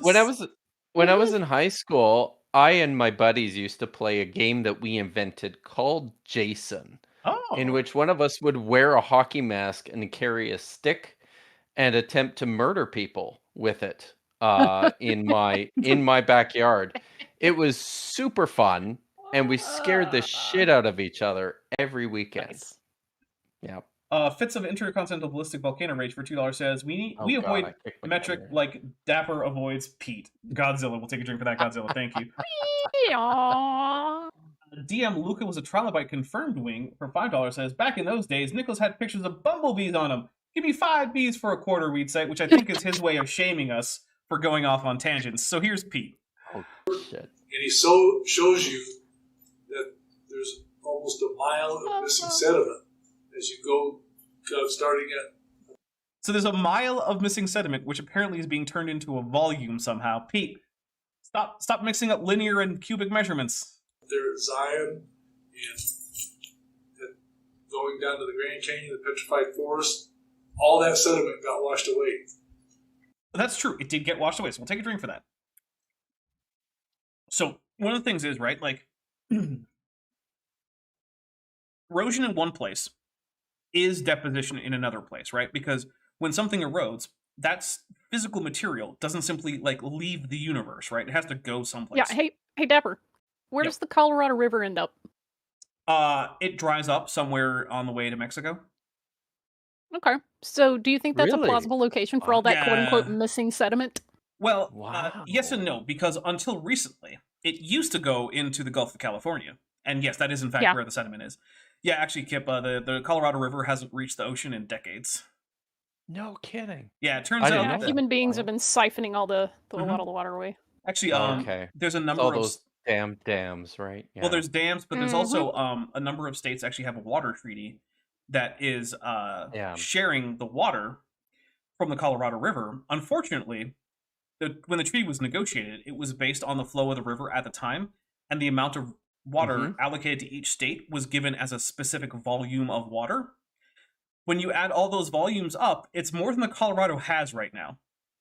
Jeez. So, Of course. so those states actually, I think this year or last year, had to renegotiate their water treaty so that they could actually come up with a water treaty that was physically possible to fulfill. So, and as a result, farmers in Arizona keep having their water allocations slashed. So dramatically. is that the main water source for you guys in Arizona and Southern California? So for parts of Southern California, Colorado, Nevada, and parts of Wyoming, and I think Utah, that's like a big portion of the water is the Colorado River or tributaries. Yeah, out in LA, because like this is a basin, coastal basin. Our water sources primarily don't come from the Colorado. It's there are mountains that kind of surround this area, and we depend a lot on heavy rain in the wintertime and snowpack to kind of refill the reservoirs that we draw from. So Strawberry Vein for $10 says, when I started making nail polish and makeup products, I started using metric almost exclusively because I am not measuring precise amounts of pigments and oils in freaking 0.001 ounces. And yeah, I don't blame you. Yeah. Yeah. Like, you know, cubic centimeters, grams, milligrams, those are more useful for that. And I gotta say, Strawberry Vein has tinted lip balm, and it is amazing. Like the shades that I got are white nice. Just a little plug there. I'll take your word for it. All right, I'm gonna hit play. Somebody pointed out earlier that in Canada, yes, we also measure. We use cooking measurements in Imperial. Oh yeah. Well, so weird, eh? One of the things is a lot of the measurements, like cups and tablespoons and whatnot, were actually developed for use in cooking, so that like recipes that hadn't really been standardized could easily be standardized in units of that volume. So one of the things that I do like about Imperial is the whole of the Imperial system was designed based on activities that people do and making those activities easy to measure, which is one of the reasons why when you use metric, you get weird things like add 38 grams of flour to 12.5 grams of yeast. And it's like, really? And then you look at like the Imperial one and it's like add 2 cups of flour and 3 tablespoons. Like, okay, those are easier. Yeah, numbers. I'm using cups. So I even have a small digital scale that I could use in the kitchen. I'm just like, nah, I ain't doing that. Yeah. All right, here we go. You can see the number there. I'm not going to try to say it. 100. You're not going to say 100,000? What's he? Seriously? Oh, I'm just taking a drink for apparently Pete is baffled by 100,000 cubic miles. Yeah, I was going to say, what is happening? Cubic miles. Look at him. He's trying to figure out. Oh my god. That's a lot of sediment. Must have taken a big what? Wash that away. Okay, so here's the thing. The more recent sediment from the Grand Canyon is in the Gulf of California, right? That's just where it is. You can look at it. Yeah. There's a delta fan on land, and the delta fan actually extends, like, sedimentologically out into the Gulf of California. So in case you're not... That's the one... So the Gulf of California is between Baja and Mexico? Yes, and the rest of Mexico, okay. Yeah. So Baja California is 2 states in Mexico, right? And between that peninsula and the rest of Mexico is where the Gulf of California is. So on the other side of the Gulf of Mexico, which is, you know, where it shares with Sonora Texas. And... Yeah. Yeah. So, yeah, if you cross over in the northern half of Mexico from the Gulf of Mexico, you end up in the Gulf of California. Then you get to Baja California, and then you can get to the Pacific Ocean. Also, Baja California is where one of the cutest 2-legged lizards in the world lives. Aw. Yeah. 2-legged lizards? Yes. I will send you pictures. Don't worry. Oh, yes, please. So, for anyone who wants to look this up, the generic name is Bipes, B-I-P-E-S, or Bipes, I don't care how you say it, but they are kind of adorable, and they only have 2 legs.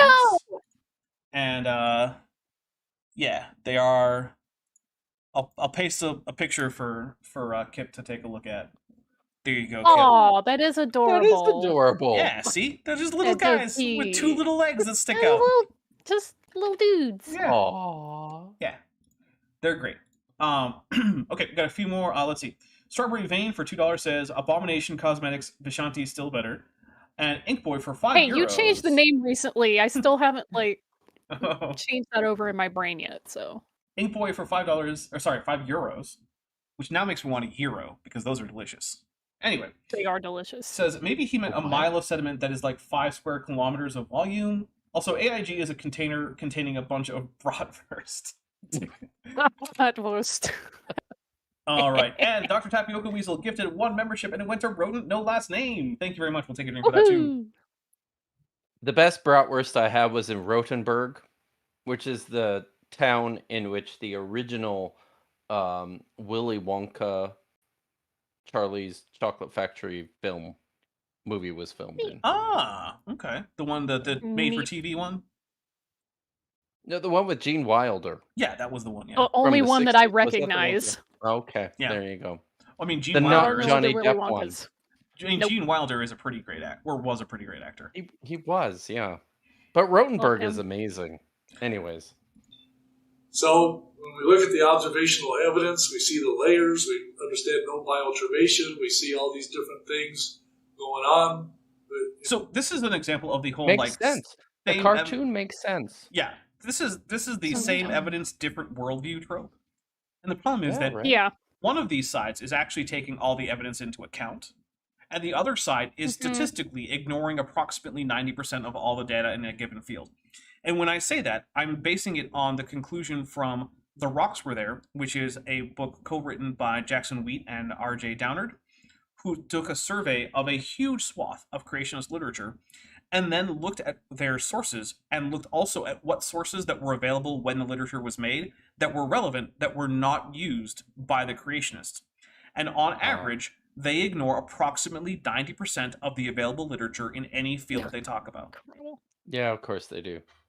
Well, this is What's the name of the exactly, cartoon? Oh, this is a Dan Letha cartoon, probably. Dan Letha. Do you think he I was gonna intentionally made say- the evolutionist nose like huge compared to the? Are you unaware of the just sort of general low-key anti-Semitism that goes on in creationist cartoons? I am. Oh, I yeah. am apparently. Yeah, it's pretty bad. it's a thing. Wow. Like the Wow. I was gonna say- evolutionists always are like, evolutionist. yeah, they're like nerd coded, but also their version of quote unquote nerd looks suspiciously Jewish in a lot of cases. Yeah. So what I was going to say is that the reason this trope is here is very much like, to paraphrase Dan McClellan, the data is an obstacle in the way that they have to get around in order to get back to their assumed conclusion. Pimplepunk the Atheistivist says, I think you meant the Mexican wool lizard. I think that is the common name. I don't remember though. Because I always But think it of is it cute. by the generic name, bypass. By which I mean the name of the genus, right? That's what I mean by generic. So yeah. I always realize that the word generic is both the adjectival form of genus, like the scientific thing, but also has other meanings that like doesn't translate as well. So sorry. That's true. Yeah. All right, here we go. you know, which one has observational science on the side of it? It comes down, it confirms our young Earth view. Oh my God, It doesn't. Sure, And here's the thing. There are actually some creationists who will acknowledge that. Todd Wood is the one who comes up to mind most prominently, where he says He's like an honest creationist, isn't he? yeah, he's basically So that means he's not well informed. Well, here's the thing though. He kind of breaks the triangle meme because he goes with this, right? The evidence currently better supports the scientific consensus with an old age of the universe, evolution, the Big Bang, and all that stuff. I don't think it's true for primarily religious reasons, and I am looking for science that I can use to help confirm that belief that he acknowledges he accepts as a faith position rather than an evidential position. And so he's just looking for the evidence to try to overcome the evidential deficit that he acknowledges. Right. Which I think is the only way that you can be well informed and honest, is to just say, look, there isn't evidence for what I believe that is stronger than the evidence for the scientific standard models. But I think we can change that. To which I say, hey, you know what, man? Good for you. Good luck. I don't think it's going to work, but you know what? I wish you the best. That is the best possible position I can hope for a young Earth creationist. There's also one other one.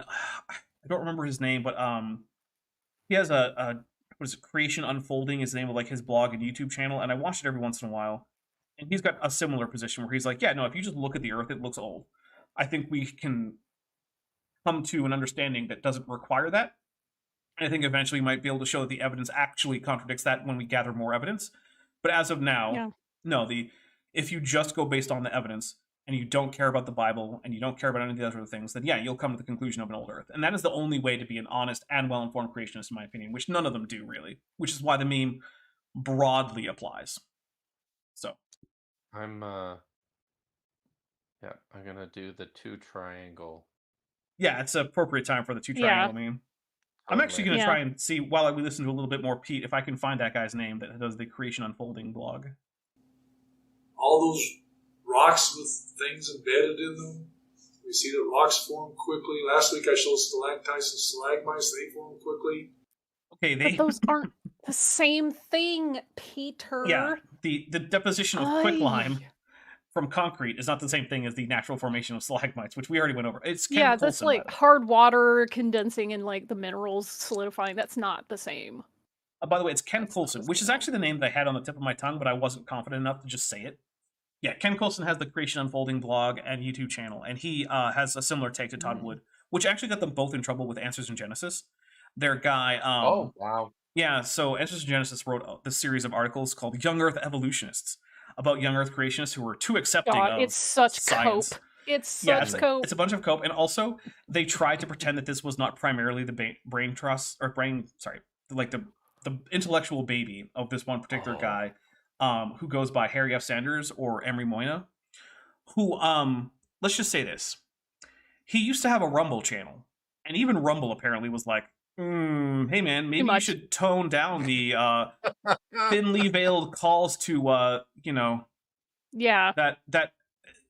there's this Greek word genos, which means like a nation or a people, and then there's this CIDE ending that you can put on certain words, and when you combine those, you get like another pesticide word. Yeah, it's like pesticide, but you use the Greek word genos, meaning people. And maybe you make the G a soft one because it's going into English, and so it sounds more like geno. Dapper. Yeah. I want to read the best super chat. From Free Tinker? Oh, I wanted to read it. Uh-oh. Oh, man. Too late! AIG is a bag of Hashem's Stavrokopoulou thesis, laughing emoji eggplant. Amazing. Take a drink. That is deep cut Thank Bible scholarship memeing. I love it. That is pretty good. All right, here we go. Buy the book, people. It's amazing. That's right. God and Anatomy by Francesca Stavrokopoulou. Get it, get it, get it. It's not just about eggplants. Not just about eggplants. But that's in there too. It just has it's to the right best. Like dick jokes. Right. Conditions. We see all these things, these observational things that can confirm our view. See the old Earth view, because it says it happened a millimeter at a time over millions of years. It's okay. Fear Satan's fossil syringe monger.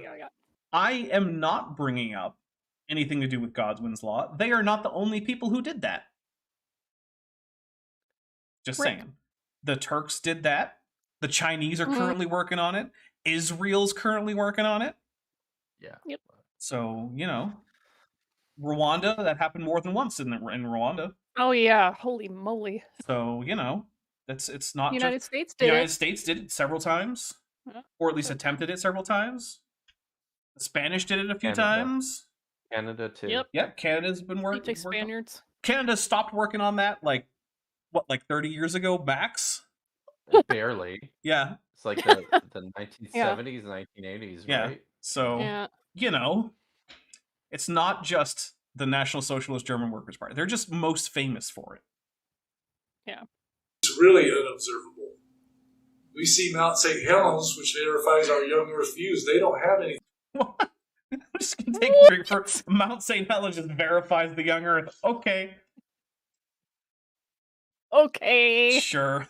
Thing like Mount St. Helens to verify millions of years. They just have the rate that it's being laid down now. They have no proof it's always been that way. So. Okay, so here's the thing about they have no proof things have always been this way. Well, first, I'm going to take a big drink because now my drink is mostly water and I'm going to pour a new one. This Discord needs a default, canned laughter sound for its default soundboard. Yeah. All right, so I just lost my train of thought. What were we talking about? Mount St. Helens? Mount St. Helens proving the young Earth, which it definitely does not. Oh, no, and then he talked about, like, we don't know things have always been doing the same thing that they are now, right? So here's the thing, right? First, uniformitarianism, which is the idea that, like, present processes are the only processes we can invoke to explain past geological formations, is not something that is strictly followed in geology today. It has been superseded by an idea called actualism, in which geologists acknowledge that there are unusual processes which may have occurred in the past, as well as catastrophic processes which have resulted in significant changes to the Earth's, lithology and geomorphology and all those great things. So things like asteroid impacts, giant floods, huge volcanic eruptions, flood basalts, things that we don't see right now or haven't seen in historical times, are things that geologists acknowledge happen and will talk about as the cause of certain formations. So, for instance, the Deccan Traps are the result of basically an entire continent just erupting into lava flows, Hawaii style. Like, imagine if the current eruptions that happened in Hawaii happened over basically just Siberia. Like, all of it. All of Siberia just turned into an erupting volcano right now. That's a flood basalt. And we know those have happened in the past because we have the flood basalts. So, what is science actually doing? Well, it's saying that the laws of physics, right, are largely temporally invariant. We don't expect the laws of physics and chemistry and things like that to have been different in the past. And so when we find something in the past that is the evident result of physics and chemistry that we understand today, we do not have warrant to say that physics was different in the past unless we can actually find some reason to say that it had to be. And we don't currently know of any of those. And we, in fact, know of instances where we actually do know that physics had to be the same in the past or wouldn't get the result. For instance, we have things like the Oklo nuclear reactor, which was a natural induced fission reactor in Africa that operated for over 1 billion years. And the reason we know it was an induced fission reactor is because the induced fission of uranium-238 leaves different decay products than the just natural decay of uranium without induced fission. And we know what those half-lives are, which means we know, if physics were the same, what collections of various nuclides we should find in the deposit where we find the remains of the Oklo nuclear reactor. And we find them. If physics had been different in the past, it would have resulted in a different collection of decay products because it would have resulted in different decay products in the different decay chains and at different times. But that's not what we find. We find exactly what we should expect if this was a natural nuclear reactor doing induced fission over the course of 1 billion or so years. Which, by the way, is really cool that there was a natural induced fission reactor using uranium as fuel. That's just a thing that happened. Wow, right? So, like, automatically cool points for that. But yeah, like, there's all of these things. So science is not saying, well, everything today is as it was in the past, because we know that's not the case. But physics was the same in the past. And you don't get to just make up your own physics just so you can pretend that your version of miracles is more plausible. If you want to believe in miracles and acknowledge that you don't have evidence, and acknowledge that your ideas are unscientific, I can't stop you. I don't even really care to stop you, right? Like, whatever, right? If you want to say, like, oh, hey, my cousin's cancer was cured by a witch doctor, great, I don't care. I'm glad your cousin doesn't have cancer. I do care when you start recommending that people ignore regular cancer treatments and seek out the advice of witch doctors. But quite frankly, like, the things that you hold as true in your brain, whatever, I don't really care about. Just don't lie about the evidence and don't encourage other people to do dangerous things. That's all I ask. Yeah, don't be like the flat earther who, like, smoked like a chimney for most of his life and then had to deal with, like, lung cancer and then decided he was gonna just go get his aura cleansed and sit under some crystals, and then he passed away. So yeah, don't stop your chemo if that's what your doctor tells you to do. If you want to get your aura cleansed and sit under crystals, do that in addition to the medical treatment you're receiving from your doctor. Really. Right? In addition. It's fine to go get your aura cleansed. I don't care. Just don't ignore real medicine for your aura cleansing. All right, here we go. So, once again, science confirms the Bible. So just drink. Just drink. As it always that does, God's word right? is true. What do we do As with it the always knowledge does. that we have? What do we do with this? Well, first we need to believe, and then we should show our confidence in God's word by studying, being faithful to what it says. So First we you have to believe. Again, assume the conclusion first. Yeah, if you have to start with the conclusion, you're not doing logic right. Yeah, you're not doing logic. Can You're I also not rant doing a little science. bit about this? Absolutely, you may. Being faithful to what the Bible says it just pisses me off on a regular basis, because it fails when people say that, it almost always fails to reckon with the historical reality and the literary force of what the Bible is in the first place. Yeah, no, I mean, It I was agree a with short you. rant. Yep. No, I tend to agree with you, right? Like, most Christians just don't even understand the genres in which various books of the Bible are written, right? Like, Yeah. like there are, like, we talked about Job, right? Which is, Yeah. not Yeah. only is it a kind of theodicy, which most people have not heard of what a theodicy is, so fair enough, but like it's also one that's written as sort of like an intentional fictionalization, right? Like, you're not supposed to be taking this as a historical narrative. The entire idea is that it's a fictional story to illustrate why bad things can happen to good people. Now, you can say that it fails in doing so, whatever, but you know, you get people like Kent Hovind who think that not only is it literally a true thing that happened, and that apparently some guy got to know about what Satan was doing up in heaven talking about Job, which, okay, I guess, but also that apparently Job was just set in China because that's the East. Yeah. That's the East. Yep. Yeah. Never mind the fact that Chaldean raiders are the people who go and kill Job's kids. Just don't worry about that. Those Chaldeans, they get around, you know? Yeah. Act upon it. Who was it that we learned about tonight? Acted upon what God told him? Noah. So we want to emulate. Who's the target audience? Because right now he's talking like he's talking to 4-year-olds. Who did we learn about today that followed God's will? That's right. It was Noah. Good job. Oh, okay, Too young to thanks. feel this old just said in the chat that they kind of miss the shiny mud kip that I used to ride. You know the what? little pink axolotl. So I'm sure that'll come The back. shiny mud what? Mudkip. oh, it's a Pokemon, a Mud? mudkip. Yeah, A there's only one Mudkip. P. Oh. Okay. Yeah. The wrong Mudkip. kind of kip. But you know what? If you ever want to have yourself turned into like a caricature of a Pokemon, you can be a Mudkip with 2 Ps. Yes. Are you sure? I'm Yes. not. I don't know. Okay. I don't know what the rules are.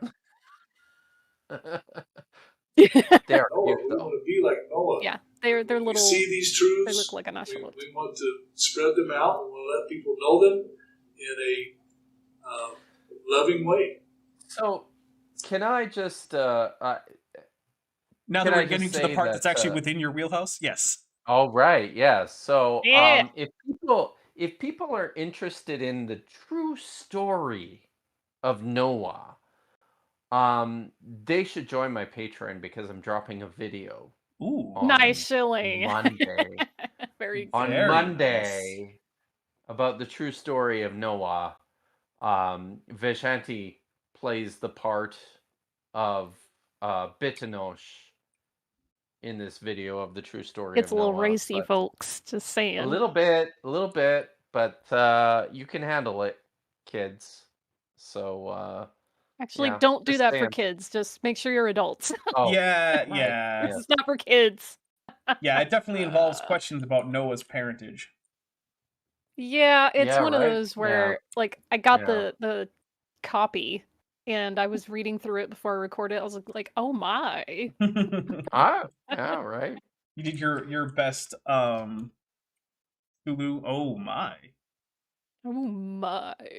Yeah. He's a hoot live, by the way. If She- you ever get to see George Takei at a convention, please go. Because he's not going to be around Oh. forever, and That's true. he has really great stories He's to tell got to about be his like personal 80 life. years old by now, isn't he? Mm-hmm.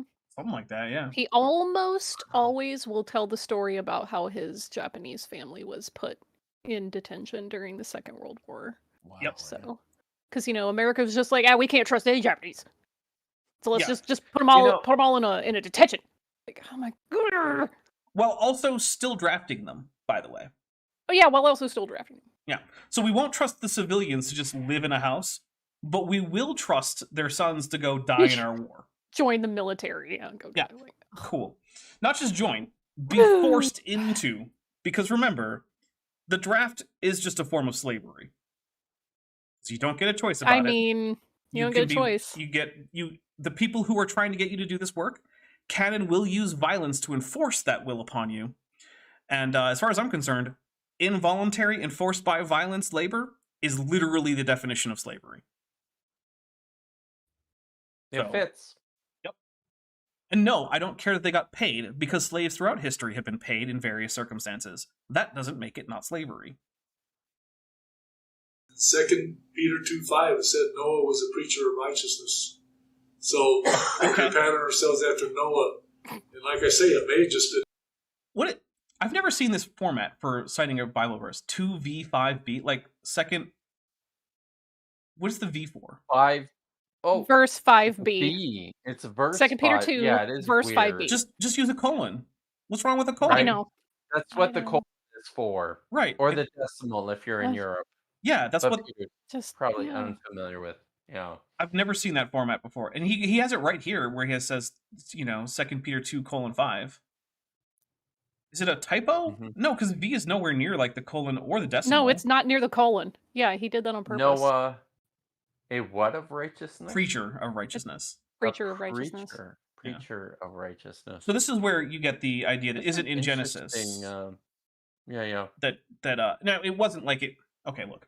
This is where Christians nowadays get the idea. There was an older idea that Moses was going around preaching repentance to the pre-flood people, and they all ignored him. Which is not in the text of Genesis. Oh yeah, sorry, no. Not But Moses. this is a very Christian idea. Yeah, it also occurs in Islam too. The idea that Noah was a prophet who preached the true religion, and people ignored him, so then God sent the flood. That happens in Islam too. Although, to be fair, Islam probably is picking up from Christianity. So Islam takes a lot of sort of grab bag ideas from like 7th century rabbinic Judaism as well as 7th century like Christian folklore. And so you get things like the Christian folklore story of the 3 youths who fall asleep in a cave during a persecution only to wake up decades later after the persecution is over. That was a common folklore in a lot of like the Eastern Roman Empire and out into like the Persian Empire and things like that. That ends up in the Quran. That story is in the Quran. Story of these 3 youths who are put to sleep by God to save them from an oppressive regime that's trying to suppress the true religion. Melly for $5 I wonder says where this idea of Noah's distinction as a prophet comes from. I think I wonder if it's if it's an overloading of this idea that Noah was a righteous man. Well, real quick, I want to read a super chat, and then I'll give you what I think the most likely explanation is. Melly for $5 says AIG is a bag of items that can be measured in decimeters, inches, or cubic kilometers. It's gonna be a pretty small number of cubic kilometers, but okay.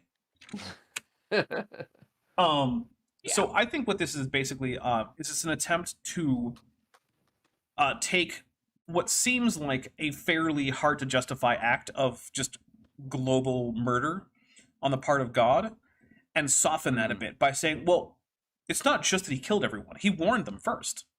That was the whole point of what Noah was doing. Like, he was telling them, like, that's hey, guys. Important, right? Yeah, I guess so. And I do think that that's probably what that is, because you do see this come about, like, even when you're talking about, like, 2 Peter, right? So we're talking, like, late 1st century. And at this point, or maybe early 2nd century, right? At this point, both Second Temple Judaism as well as the rising Christian movement had already been in dialogue with various, like Greek philosophies and, Roman religious practices and things like that. And there had already been debates over, which religious ideas are better or worse. And, the whole reason that the Septuagint existed is because not only were there Hellenized Jews who were interested in reading the scriptures in their own native language, but also there were people who weren't Jews who were interested in this ancient tradition that was foreign to them, and they wanted to be able to read it too. And so that's also where you get things like, you get the stories about the God-hearers, who are people who don't actually convert to Judaism, but like they hang out in synagogues and they believe in the God from the Jewish scriptures. And so like they're in a sort of a weird in-between area where like they'll go in and listen to like lectures and stuff in synagogues in the first century, but like they don't actually go through with the whole conversion process. And so I think that this is probably something that's coming out of that period where what's emerging as Christianity, as well as what's emerging as rabbinic as opposed to Second Temple Judaism, is trying to further grapple with the moral and ethical questions posed by Greek and Roman philosophies. Yeah, that works. That tracks. Plus, like the commentaries from like various Jewish sages discuss the fact that like, you know, in the text Noah was called blameless, that he was righteous, like he was a tzaddik. That's it, right?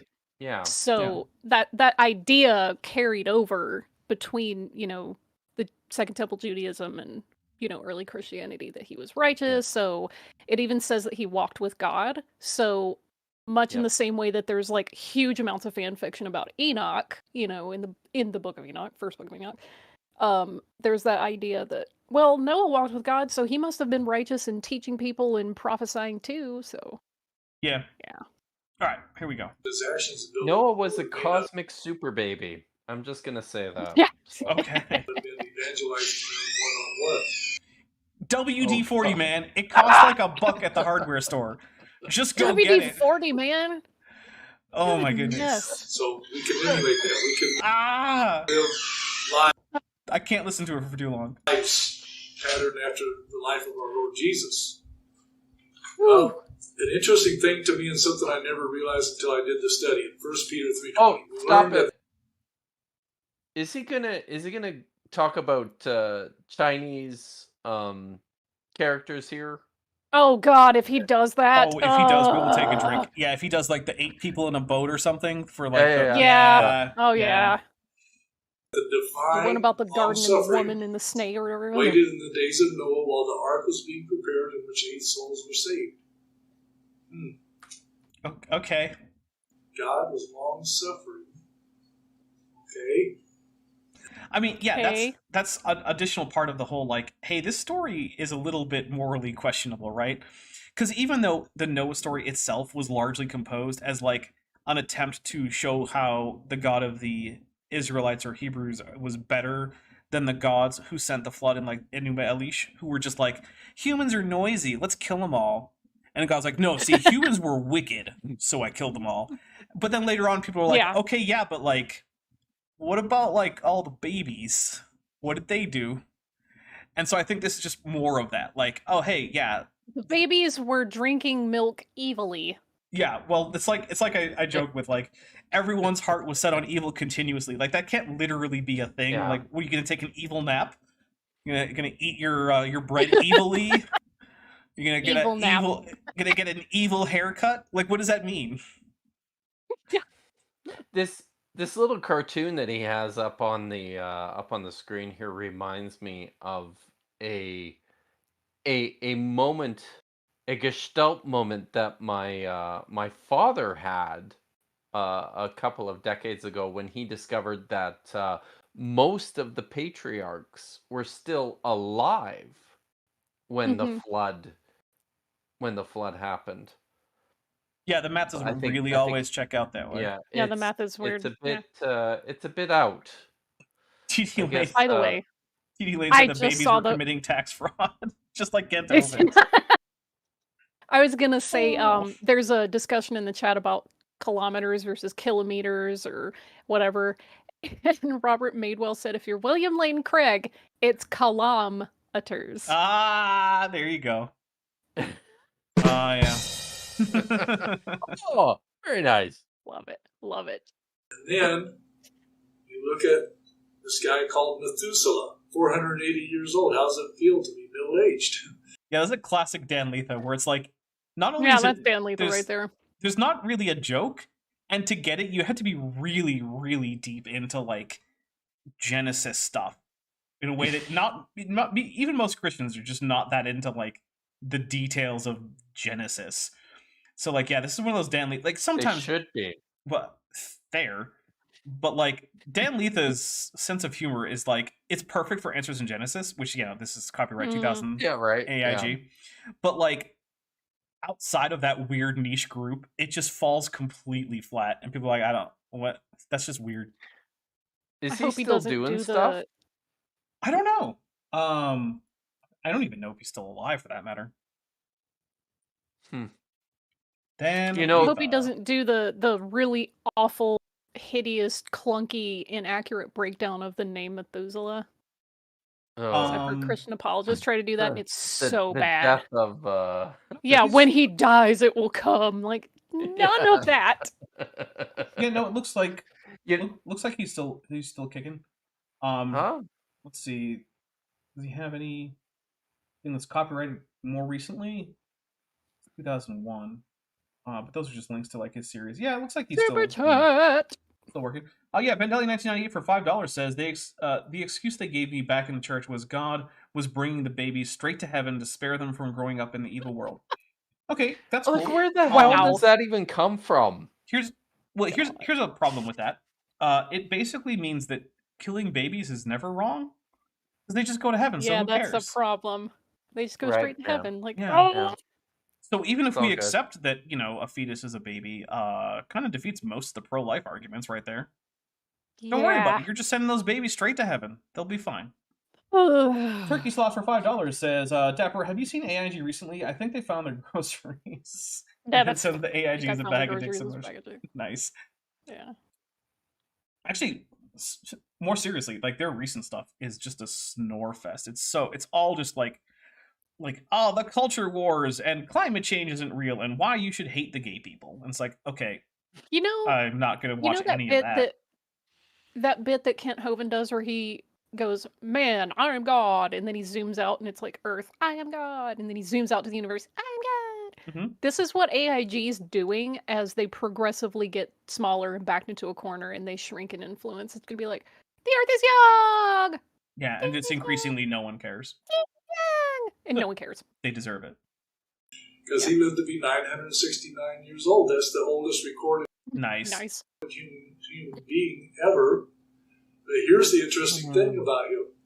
His father was Enoch. Enoch was one of two people. Enoch. Now, remind me, when you're going through and putting in the vowel pointing for Hebrew, there is a schwa character, right, that you can put under a letter to indicate the schwa sound? Yeah. Does the word Enoch, is that usually pointed that way? No. Okay, just checking. Just wanted to make sure. The Old Testament. Nobody ever. Also, the vowels are completely busted there. And it's not even Enoch. It's Hanok. It's Hanok. So there's the guttural. So you way off. Missed Enoch. Fun fact. I don't.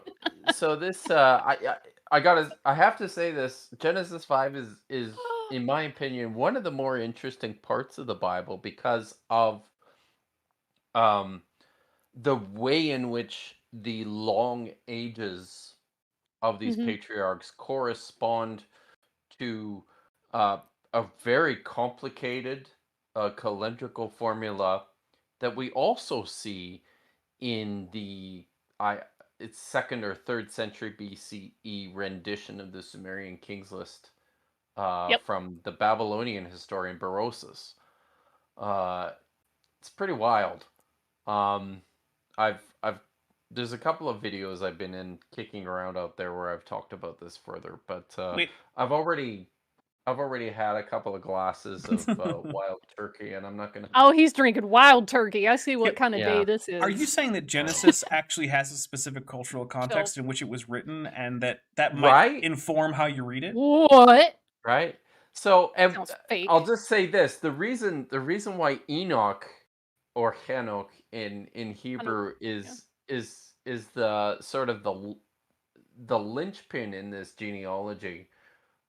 Is because he lived to be 365, or he was on Earth for 365 years, which is a very on the nose nod to the solar calendar in the time in which this text was written, which raises all sorts of interesting questions about when this happened and, what the early Jews were doing at the temple during this time, because it really does seem like this tension between those who had adopted the lunar calendar from Babylon, and those who were still fixed on what many scholars think was an earlier solar calendar.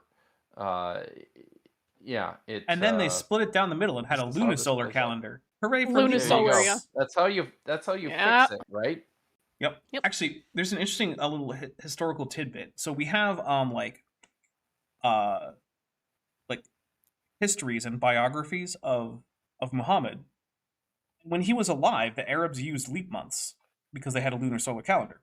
But by the time these histories are being written, they had stopped bothering with leap months and they were just going on the lunar calendar, which is why now the Islamic religious calendar is shorter than a year, which is why like Ramadan moves when it occurs in the year. But interestingly, there are no stories about Muhammad doing anything on a leap month, even though he would have lived through quite a few. He just doesn't ever seem to do anything on one. It's just a weird little... Wow. But then again, there are no cats in the Bible. That's I don't think weird. that's a good indication that there weren't any cats. So Yeah, exactly. Saw them die. They just went to be with the Lord. He was another godly man. I'm curious what this has to do with the scientific evidence for the young Earth, but maybe he's going to give that to us. It doesn't. Oh. It doesn't. And his son was Methuselah, and he named him that. And interestingly enough, the name means when he died. Oh, God. First of all, this was a prediction. I didn't think that we were necessarily going to go here, so we'll take a drink. Okay, so does Methuselah mean when he dies it will it will come or it will happen? No. That's not what that means at all. All right. Do we know what Methuselah means? Does it have an etymology that we're familiar with? Man of darts, or the spear, like a thing you throw, like targeted. Like a javelin? Yeah. Yeah. Okay. Maybe, but yeah, it's more like a dart. But yeah, it does not mean anything like death. That's not the right etymology. Yeah. Well, let's just take another drink for how dumb that is. Remember that time that I said we were going to discuss the shitty etymology of Methuselah? Yeah. So can we you know what? Can we take another break? Yeah, but I'm going to read one super chat real quick, and then we can take another break. Fits of Intercontinental Ballistic Volcano Rage says, here's some overtime pay. AIG is a bag of Richards. And then also, Jake Nelson asked, aren't lions cats? So when I say there are no cats in the Bible, I mean there are no mentions of any members of Felis sylvestris catus, which is the correct domesticated designation. kitty cat. Domesticated cat, yeah. It used to be Felis catus, but there's been an update to the binomial rules which says that the domesticated member of a wild species can only be designated with a subspecies designation, which can be based on the original species designation if it originally had one. And since Felis catus was derived from Felis sylvestris, the proper nomenclature is now Felis sylvestris catus. And we'll take a break with that. Yep. I have a Norwegian forest cat. That is a member of a subspecies of Felis sylvestris catus. And also, I happen to like Norwegian forest cats. Actually went to a monastery that had one as their church cat, and I'm usually allergic to cats, but it was a very friendly cat, and I wasn't allergic to it. So, yay! Yeah, it's because the cat was scared blessed. of my Belgian. He's terrified of my Belgian Malinois. Poor guy. Yeah, we'll let the big old doggo. No.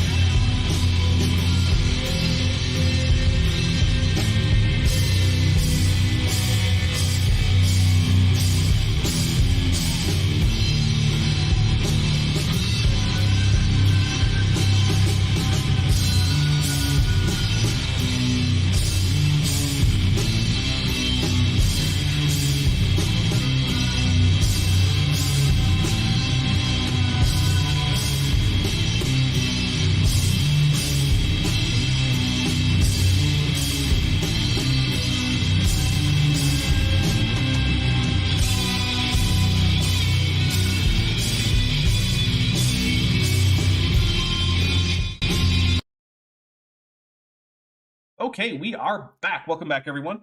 I'm going to give a little bit of the commercial, which is to say, hey, this channel is almost entirely supported by the viewers directly. I get almost nothing from things like just ads that YouTube happens to run on my videos. Almost everything is from things like Patreon, channel memberships, and super chats and things like that.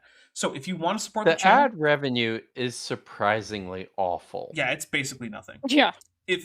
If YouTube were to say we're gonna just take away ad revenue, like I would notice, but I'd not be that like, much. oh, Yeah, it would just be okay. like, well, that sucks, but Okay. I'm gonna deal with it, I guess. If they took away Guess I'm like, not getting McDonald's today. yeah, if they took away like Yeah. channel memberships, I'd be like, oh, well, that's a problem.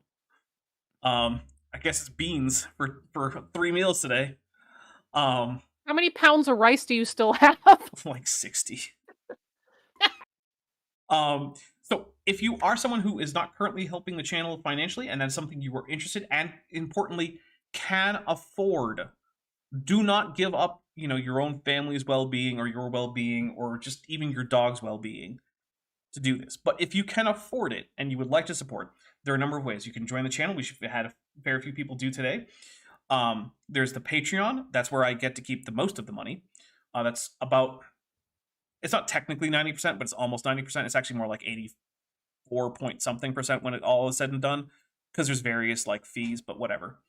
It's way better than the 70% cut that I get on YouTube. So that starts at $1 a month. You can get a 10 or 12% discount if you go annual there.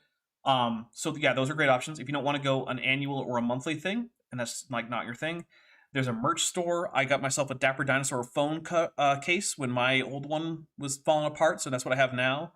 You can get fleece blankets, pillows, t-shirts, hoodies, mugs, whatever, all with my wonderful dinosaur visage on it. And also there is a Amazon wishlist for me and for Bent and for Vishanti, all listed in the description. If you just want to get something nice, you can just do that one-time thing. Just recently someone gave me a keyboard because my keyboard is it's still working, but it's one of those things where it's like, I don't think it has that much longer that it's going to keep working the way I need it to. So it might be time for a backup that will quickly become my full-time keyboard. So yeah, those are all great options. And if none of those work for you, if you can't afford it, you just don't want to, please like the video, share it. In fact, actually, last week I got my weekly stats in. 5,000 individuals watched, over 5,000 individual people watched my channel. You want to know how many shares my videos got in that week? 19, which means none of you are sharing. So please do actually share. Wow. Because when over 5,000 people watch my videos, but I get a total of 19 shares, what that means to me is virtually no one is sharing my videos ever. So please actually do that. It actually helps a lot. It's one of the most important things you can do to support the channel, short of financially supporting it. And none of you are doing it, and I know that for a fact. So, all right. I think we're in trouble. Yeah, I see the stats. I know when you're not sharing. Not you specifically there, Kevin, but like still. We're like God over here, people. Well, guess what? He died in the year of the flood. So people had warning. So wait, does that mean that he died in the flood, or did he just happen to die that same year? It's a good question. There's debate. I have no answer. I mean, if he died in the flood... Sorry, go ahead. Do people know that the Genesis 5 genealogy is basically just a reworked version of the Genesis 4 genealogy? Because I can read Hebrew. Some people do. I don't think Pete knows. And Metushalah is actually just another way of saying Metusha'al. Mm-hmm. Right. And they don't live for hundreds of years in the Genesis 4 genealogy. Yep, that's unwelcome nuance. That is unwelcome nuance. What I was going to say is that there's in my world. Oh yeah. There's debate among like Jewish sages of how Methuselah died, but it's a very there's a consensus that he couldn't have died in the flood because that would mean that, Methuselah was unrighteous. Right. Because, that was for evil people. So he died before Yeah. it started. Right. Yeah. Sorry, Methuselah dies. Suddenly the rain falls. God, I'm looking at this picture that Vishanti posted of you guys in front of the Historical Museum in LA, and my God, Dapper, you are tall. That's about how tall I am. Well, Vishanti's not that tall herself, so you know. Oh, okay, Hey. all right. Now Like that, 5'6". but still, It's not that tall. But yeah, that's about how tall I am. And also, people see Yeah, like some people seem wow. to think I'm the size of a T-Rex, and I'm not. I'm not even close. T-Rex is much bigger than that. Are I you mean, yeah, closer to like you were an Albertosaurus? Closer, a lot closer Oh. actually. Yeah. Yeah, and I mean, you didn't really have any trouble getting through the doors or anything. It's not like you had to bend way I mean, over. look, most doors are like 2.5-ish meters tall, so it's not that bad. Yeah. Yeah, I mean, the biggest problem was just your tail. Yeah, I did have to watch that. It was always like knocking into displays and whatnot. It was a bit of a problem. But you know what? The museum was happy enough to have a real living dinosaur there that they were I understanding bet, the comment. right? Yeah, they were fine with that. Yeah. Yeah. Savage Michael Crichton et al. 1990 Cobra for $5 says, "You mean you speak the language of a text before speaking authoritatively? Somebody should probably tell mythicists." Yeah. I remember I saw on Twitter someone saying like, "Well, does Richard Carrier need to speak these languages in order to talk about the texts or to be a scholar?" No. And the thing is, he doesn't think so. He doesn't think so. And the answer is like, or no, the question was like, does he need to speak ancient Hebrew to be a scholar? It's like, to be a scholar in general, no, you don't need to speak ancient Hebrew. To be a scholar of ancient Hebrew texts, yes, you do. All right. Can I do a plug at this moment because it's relevant? Go for it. On October 27th, I will be appearing on Potential Theism, which is a relatively new channel, with the Dr. James McGrath to talk about Richard Carrier's latest word vomit blog post screed. Oh, good. That He's should still be rage blogging. Oh, God. That sounds painful, honestly. All right, here we go. Here's some more Pete. Noah, they had Methuselah, Enoch, him living a godly life while he was on the earth, and yet they still became only evil in their thoughts continually. So, okay, I want to point out Methuselah. Wow. Wait, is he claiming that Methuselah was also an evil guy? It sounds like it. Because I mean, wow. here's one of the things is right. Like the text says two things, and if you take them both literally, it's a contradiction. One thing is it says that the heart of every man was turned to evil continuously, but then it also says that Methuselah was a righteous man who walked with God, and he's also saying that he lived up until the year of the flood. So it's one of the reasons why I'm like, even the biblical literalists are lying to themselves about being biblical literalists, right?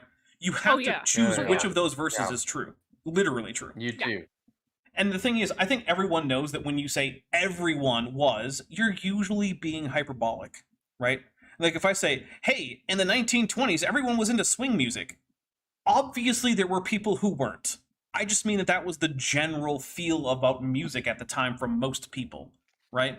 But I don't have to say all of those words. You get it. And the thing is, I think most people, even literalists, will read the Bible, and when it says every man, they'll be like, well, okay, that's probably not literally what it means.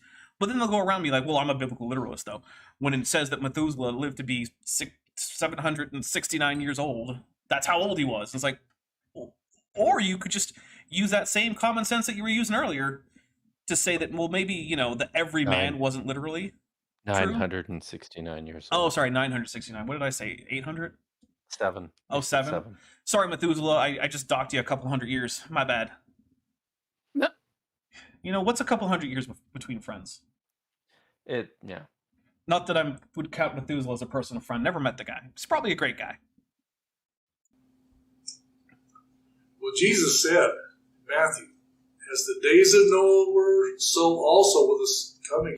Hey, it's okay to put a dark background behind your white letters. Just Graphic design is my passion. yeah. Or sometimes you can stroke all the letters with black. That happens a lot in memes. You can do Sometimes that. I do that. Yeah. Savage Crichton et al. 1990 Cobra for $90. Sorry, for $5, not $90. That was a 1990. I mean, you can super chat for $90 if you want to, but I won't ask Please you.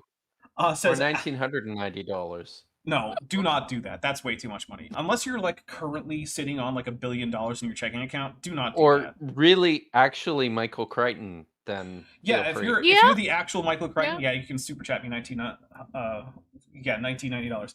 Anyway, so Michael Crichton et al. 1990 for $5 says, absolute statements have a strong tendency to be inaccurate. Yeah, it's true, right?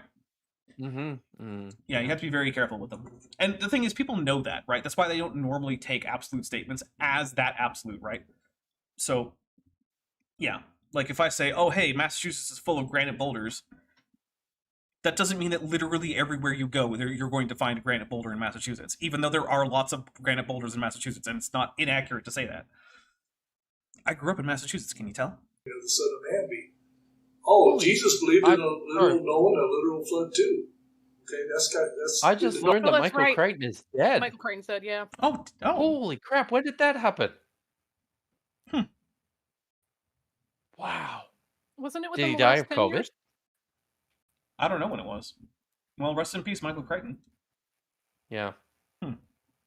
If you're Michael Crichton's heir, all the stuff I said about Michael Crichton. Are you from the estate of Michael Crichton? Yes, the Crichton estate is a welcome super chat.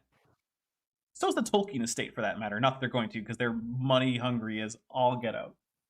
Yeah. Oh my goodness! You know they sued the creator of Dungeons and Dragons for including a quote unquote Hobbit race, and so he just kept everything about them. No, I'm not kidding. So he kept everything about them the same. Holy cow! Yeah, he kept everything about them the same, but he changed the name to Halfling. Oh right. And that's it. Everything else is the same. They still live in like little holes in the ground. They still love to eat lots of food. They still have hairy feet. They're still like 3 feet tall, but they're not hobbits. They're halflings. Now, Trailmix says, AIG is a bag of dicks when they say they're biblical literalists. They don't mean it literally. That's true. We'll take a drink for that. True. Nice. Yeah. All right, here we go. As in the days before the flood, they were eating and drinking, marrying and giving in marriage. So here's a weird thing about this, right? Oh my god, I have a soapbox about this passage. Go ahead. So my thing about this is like, look, people talk about fictional or legendary stories that they don't believe as examples for people like right now, right? Like you'll hear people say like, hey, remember that when in that whatever, you know, Batman spared the life of the supervillain because he didn't think that was justice and thing. He uses it as an example. Doesn't mean you have to believe it's true. So I actually don't think that this is good evidence that even if you take this passage in Matthew as something that Jesus literally said in the context in Matthew, right? So even if you accept the historicity of the Matthew narrative, I don't think it requires you to believe that Jesus believed this as an actual historical thing. Now, if you accept the historicity, it leaves that open, but it doesn't require that interpretation. Jesus can use, in fact, we know he used intentionally fictional stories. That's what all the parables are, right? The parables are explicitly fictional stories that are not supposed to be interpreted as real things. Just as much, he could use a legendary story that he did not actually believe was literally true as an example without having to state, now I'm just saying this as an example. I don't have to believe this is actually true. He didn't have to say that. That's not how language works. Anyway, sorry, Vishanti, go on your rant. Okay. This passage is not supposed to be about the flood. It's using the flood as context for the question that was asked of him. Right before this, people are like, yo, we have some issues with divorce. So, like, a lady marries a guy, but then, he dies, so she marries again, and she ends up having, like, 6 or 7 husbands because they all just died, but, like, when the resurrection happens, whose, like, husband is going to be her husband? Which, okay. And Jesus is like, hey, this doesn't apply because much in the same way that people were carrying on and doing stuff before the flood happened, it's going to be like that now. There's things that you do now, like eat and drink. Yeah. When the resurrection happens, that's not going to be the way that humans are behaving. you're going to be something different that doesn't require those same functions, so marriage isn't going to apply. Like, they had this idea that angels were, you know, they were beings, they were entities, you know, they look like they were anthropomorphic, but, like, they didn't eat necessarily, they didn't have intercourse. Well, except they when were they a did. different type of flesh, you know, like, he's trying to say, hey, look, there's a different life setup that's coming where divorce and marriage isn't just, it's not going to apply. Yeah. And also, I think she's not going to be anybody's wife because that's not the thing. Right. I think people look at this passage and they look at the eating and drinking part, and they also tend to overread that relative to the passage from Kohelet or Ecclesiastes about, like, they were just doing their daily life. You know? It doesn't mean like they were partying all the time. Yeah. Because people will read that into the text, right? Like, all they were doing was just merrymaking. And that's not, like, eating and drinking is like, you know, living. Yeah. That's all it is. Being alive. Just living your life. One thing I also think is that this is another example where I think people frequently miss the cultural context, because the reason Jesus is being asked this, right, is because the questioners are coming from a group of people aligned with the official, like, temple priests and the custodians of the temple, like the Sadducees, right? Yeah. Who rejected a bodily resurrection. Whereas Jesus is representing the Pharisaical approach, which at the time in the first century was doing a lot of stuff with the idea of a post-death judgment, a physical resurrection of the dead, all in response to things like, how do we deal with the fact that there has been so much evil done to us over the past few centuries by a succession of empires? There has to be some justice in the world, because God says that he's just in our scriptures, and we have this conception of him, you know, punishing the wicked. It's all over the Psalms. And so they have this development of afterlife ideas. Listen, if people understood that the Sadducees or the Sadducites were ultimately pragmatists in antiquity, I think our perspective and understanding of the New Testament would probably be a little bit different. Yeah, that's one of the things that really gets me about, like, Christian-Jewish discourse, is that the Pharisees are framed almost always as the bad guys. Yeah, so that makes people read Jewish ideas and Jewish literature as inherently wrong, inherently bad, the motivations are off, and it's like, you don't understand where they're actually coming from. And if you don't know the difference between the different sects of Judaism at the time, for instance, like, if the Sadducees... And there were 30 of them. And there weren't 30.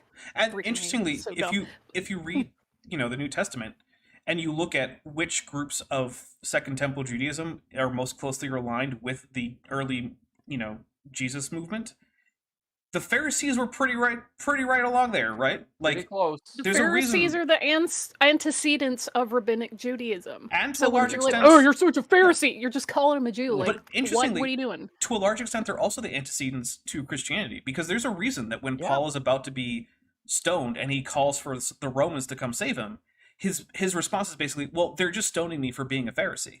It's because a lot of the theology that was evident in the New Testament is derived from Pharisaical ideas from earlier Second Temple Judaism. And if you understand the conflict between Sadducees and the Pharisaic group, you'll understand what this question was. It was supposed to be like a trap, because the Sadducees didn't really believe in a resurrection. So when they're making up a ridiculous scenario, going, wait, she had 7 husbands now, so whose wife is she going to be in the afterlife? Vishanti, are you saying that a bunch of Jews might argue about a ridiculous example that's very unlikely to ever occur, and what it means for things like, you know, theology or, you know, religious law?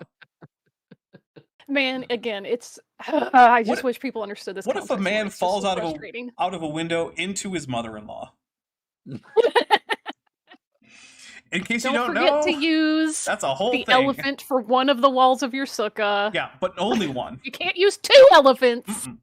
One elephant, one wall. That's right. The day that Noah entered the ark, and did not know until the flood came and took them all away. So also will the coming of the Son of Man be. So he used this judgment to tell of the coming judgment. Jesus did that. And he wouldn't have done that. Well, in his mind, it could happen at any second. It's just going to sneak up on you. Like, you're just going to be walking down the street, and then bam!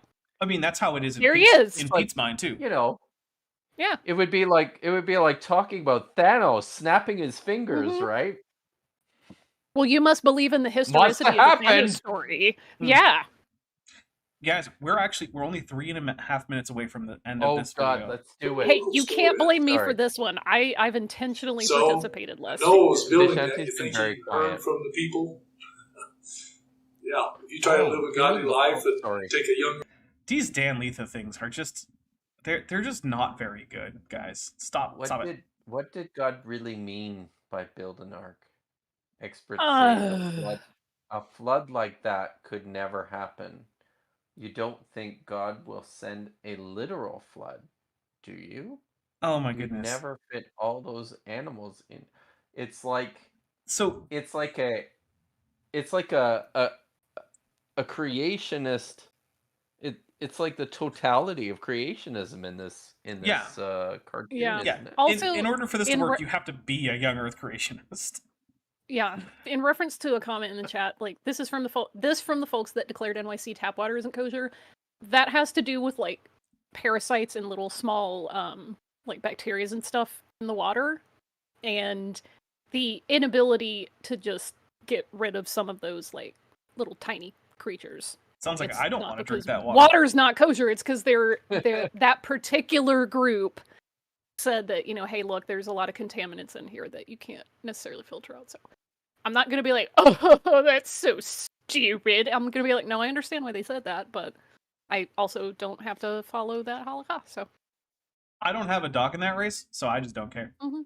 I'm like, all right, cool. I wouldn't drink NYC tap water anyway, but Right. not because it's not kosher. Yeah. I feel like Different reason. I might wash my hands with it, but I feel like I might get a bottle. Yeah. I'll wash my hands with it. I might shower with it, but I ain't drinking it. Yeah. Not from the tap. Mm-mm. First few of the Bible today, do you think you're going to hear from some people that don't believe the Bible? Yes, you will. You don't think God will send a literal flood, do you? Certainly it must be allegorical. I love that the entire conceit of this is how ridiculous it is that these people would take the story figuratively, since it happened literally. But Right. the problem is that it didn't, right? Like, it just didn't. So, yeah, the whole joke just falls apart unless you're ill-informed enough to be a young Earth creationist who doesn't know better, right? Now, it doesn't even work if you're one of those young Earth creationists who knows better and is just lying. Like Andrew Stanley, this doesn't work for him. It only works if you're a sincerely misinformed young Earth creationist. And it's just a weird, like, very niche group to make a joke for. Yeah, it was a literal flood. They'll never fit all Yeah, it was a literal flood. Dan Letha said so. those animals on the ark. All these things would have been thrown at Noah. Even though there's not a record of it in the Bible, because these people were evil and he was righteous. What does evil and righteousness look like together in today's world? We don't have to use too much imagination. I'm very curious about what Bronze Age arc plans look like. They probably weren't printed with white ink on blue paper. Do you think they were written on a scroll? So that's a good question because, well, first, obviously, no, because there was never any arc plans, right? So from the actual historical standpoint, this is a moot question, right? But like, if you look at like what a young Earth creationists think is going on, like in the Ark encounter, and I'm going to use AIG as my proxy for this because clearly Pete here is a fan of Answers in Genesis, right? So at their Ark encounter, they actually have a records room where you can see a bunch of scrolls that seem to be written on some kind of parchment material because it doesn't look like papyrus, but where you get like the weaving pattern from the strands of papyrus. Okay. So I think their idea is that pre-flood, people were writing on parchment, but that also creates a problem because they also say That that degrades. well, it degrades, Right? but also they also have a theological standpoint that says that at the time after the flood, when God gives Noah permission to eat animals, that's the first time that people should have been killing animals, which means where was Noah getting his parchment from? Was he getting it from Dinosaurs? well, that's an animal. Dinosaur! Like, I don't know. It's Fibonacci 8 in the chat says they were probably written in Chinese. obviously, yes. Probably, right? Yes. So I gotta say, Darren Aronofsky's vision of this is just so much better than Oh, yeah. Don't tell So, Pete that. But Don't before we tell start, does anybody does Pete have a problem with the cross, painted on the ark door, which is going to end that's up probably just a light feature. No, so is it? no, I don't know. Because I was going to say when you close the door, the cross is going to end up It's gonna be upside down. upside down, isn't it? Clearly, yeah. the flood was predicting the crucifixion of Peter. Yeah, that's why this is actually a Catholic ark. Thank you very much. Yes. This is actually the Pope's personal Noah's Ark. So it's bulletproof. So awesome. I honestly just think this is part of the, to be fair, long-standing tradition of interpreting the ark as typologically as a reference to the church. Sure it is. So yeah. That's why Jesus and Melchizedek walked into a bar, and the bartender said to Jesus, "We don't serve your type here." So Melchizedek just left the bar because Typological Bible interpretation. It's a thing. Look it up, everybody. Yeah, right. And you gotta have theology knowledge to get that one. That's great. Really deep. That's a deep cut theology thing right there. That is a deep cut. Yeah. If you didn't go to like a seminary, chances are you're not getting that one. Sorry, almost everyone in my audience. I don't know. I mean, you could get that from Hebrews, but you'd have to pay attention. A lot of attention. Because it's a very what is it? Psalm 110. I think it's sort of like a midrash on Psalm 110. So. Yeah. Mm-hmm. So here we are back at the ark door again. But there's a New Testament scripture. I liked that in the in the version that we're seeing on screen for like the people who are watching. This actually looks like it's like a section right out of like the Mandela files. Oh, the Mandela catalog? Catalog, yeah. Yeah. It looks like it's just the Mandela catalog. And if you just open up the stream window. Is John 14:6? Is that the text? Well, we'll hear what he has to say about it. Okay. All right. Besides this one, okay. Jesus said, "I am the way, the truth, and the life. No one comes to the Father except through me." A claim that why is the he's TV the only getting way to brighter? God. It also says, "Oh my God!" Testament, just slam. This really is like I scary. am the door. If anyone enters through me, he will be saved. Okay. And he will go in and out and find pasture. So how many people were going in and out of the ark? Just quick question. 8, I suppose. Okay. Okay. You want to be saved? I'm the door. You come through me. Just like in the days of Noah, they had to go through the door of that ark to be saved by the ark. But they weren't going in and out. Well, homie. Yeah, but that is just, like I said, I think this is just a reference to the typological interpretation of the ark as being usually the church, but there's not a huge difference between types of the church and types of Jesus, so, whatever. I was going to say, if you're using the phrase in and out, it's more likely a reference to the tabernacle and Moses. Or he would go into in and out burger? Yeah, I want to get that double. Yeah! In and out. Animal style fries, baby. Here's the thing. I like the animal style fries. They're a bunch of religious zealots, aren't they? Are they? That In-N-Out burger? Yes. Yeah. I've never looked into the religious affiliation of like the leadership at In-N-Out Burger. Oh, no, but they have the for real. There's Bible. There's Bible scriptures on the cups in the bottom of the fry tray. Yeah, I forgot about that. That is true. Also, their fries, they don't double fry them, and they should. Their fries only get one dip into their the fries. Oil. Their fries are okay, but they should be double fried for a crispier exterior. I like them not crispy like that. I like them. I only know about In-N-Out Burger. I've never had In-N-Out Burger. Okay, well, if you go to the SBL thing in San Diego, we'll go hit In-N-Out. Yeah, they've got pretty good burgers. One of their rules is that it's not the best burger I've ever had in my life, but for like a more or less fast food burger, it's pretty good. Yeah, one of their rules is that the best burger I've ever had in my life was from Peter's Drive-In, which is a local place in Calgary. If I remember in Calgary, I'll have to check it out. I can't think of the best burger I've ever had, but I know one of the best burgers that I've ever had was at it's a tourist trap in Amarillo, Texas, and it's made out of bison meat. Nice. And it was delicious. I like the bison burger. The thing about In-N-Out is that they only build locations if they have a warehouse within a certain distance.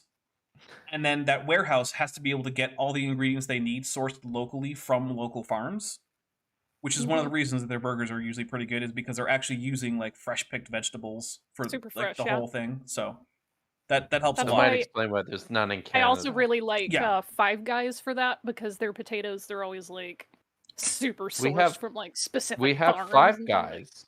All right. Love The 'em. Sealoof says, who's been a member for 8 months, is at the Tetrapod level, says, God wants you to move in and out of him? Question mark with a Godzilla. So we'll take a drink, and then we're gonna hit play because Yes, please. we got 2 minutes left, and we're on a weird burger tangent. Escape the judgment.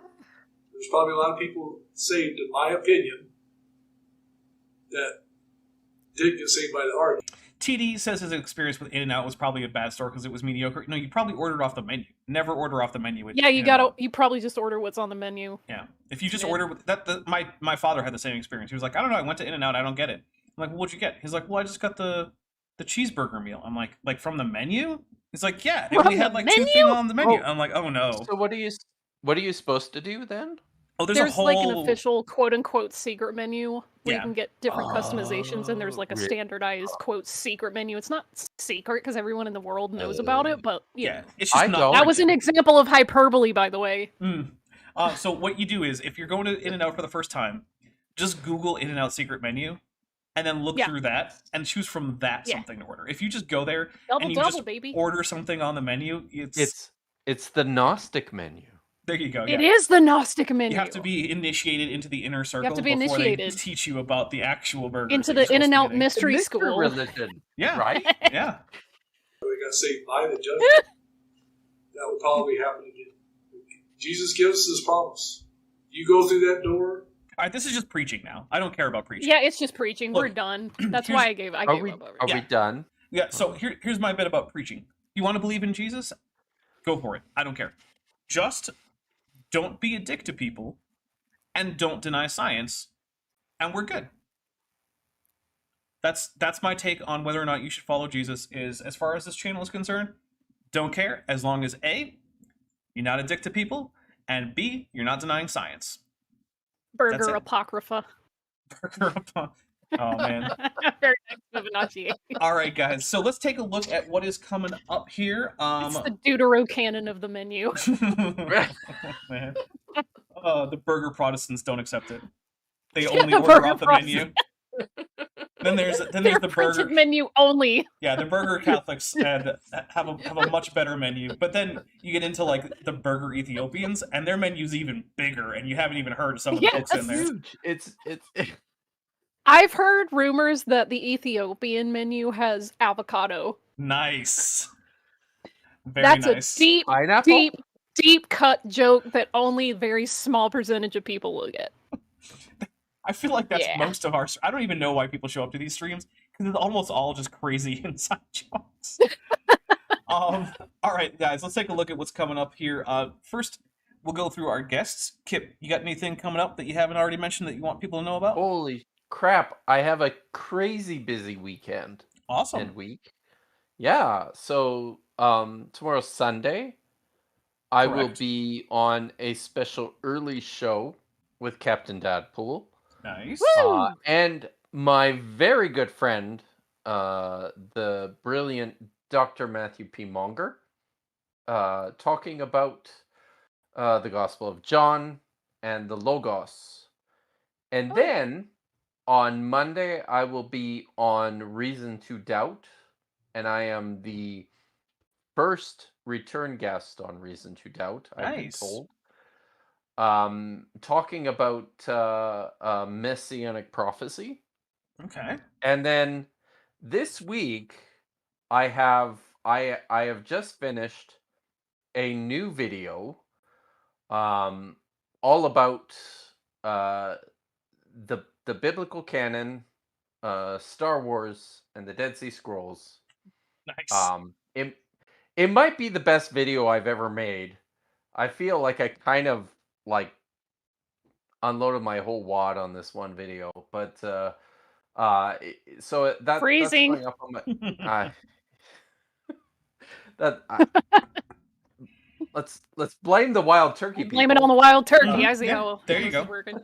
So that's going to be on my Patreon, but as I will also be publishing a new video all about the Dead Sea Scrolls and the evidence for the Book of Daniel this week as Neat. well. Oh, good. So, Dapper, That'll- have you heard back from those Jehovah's Witnesses Yeah, yet? no, the Jehovah's Witnesses still haven't been by. Like almost a year. Yeah, probably about a year ago now or so.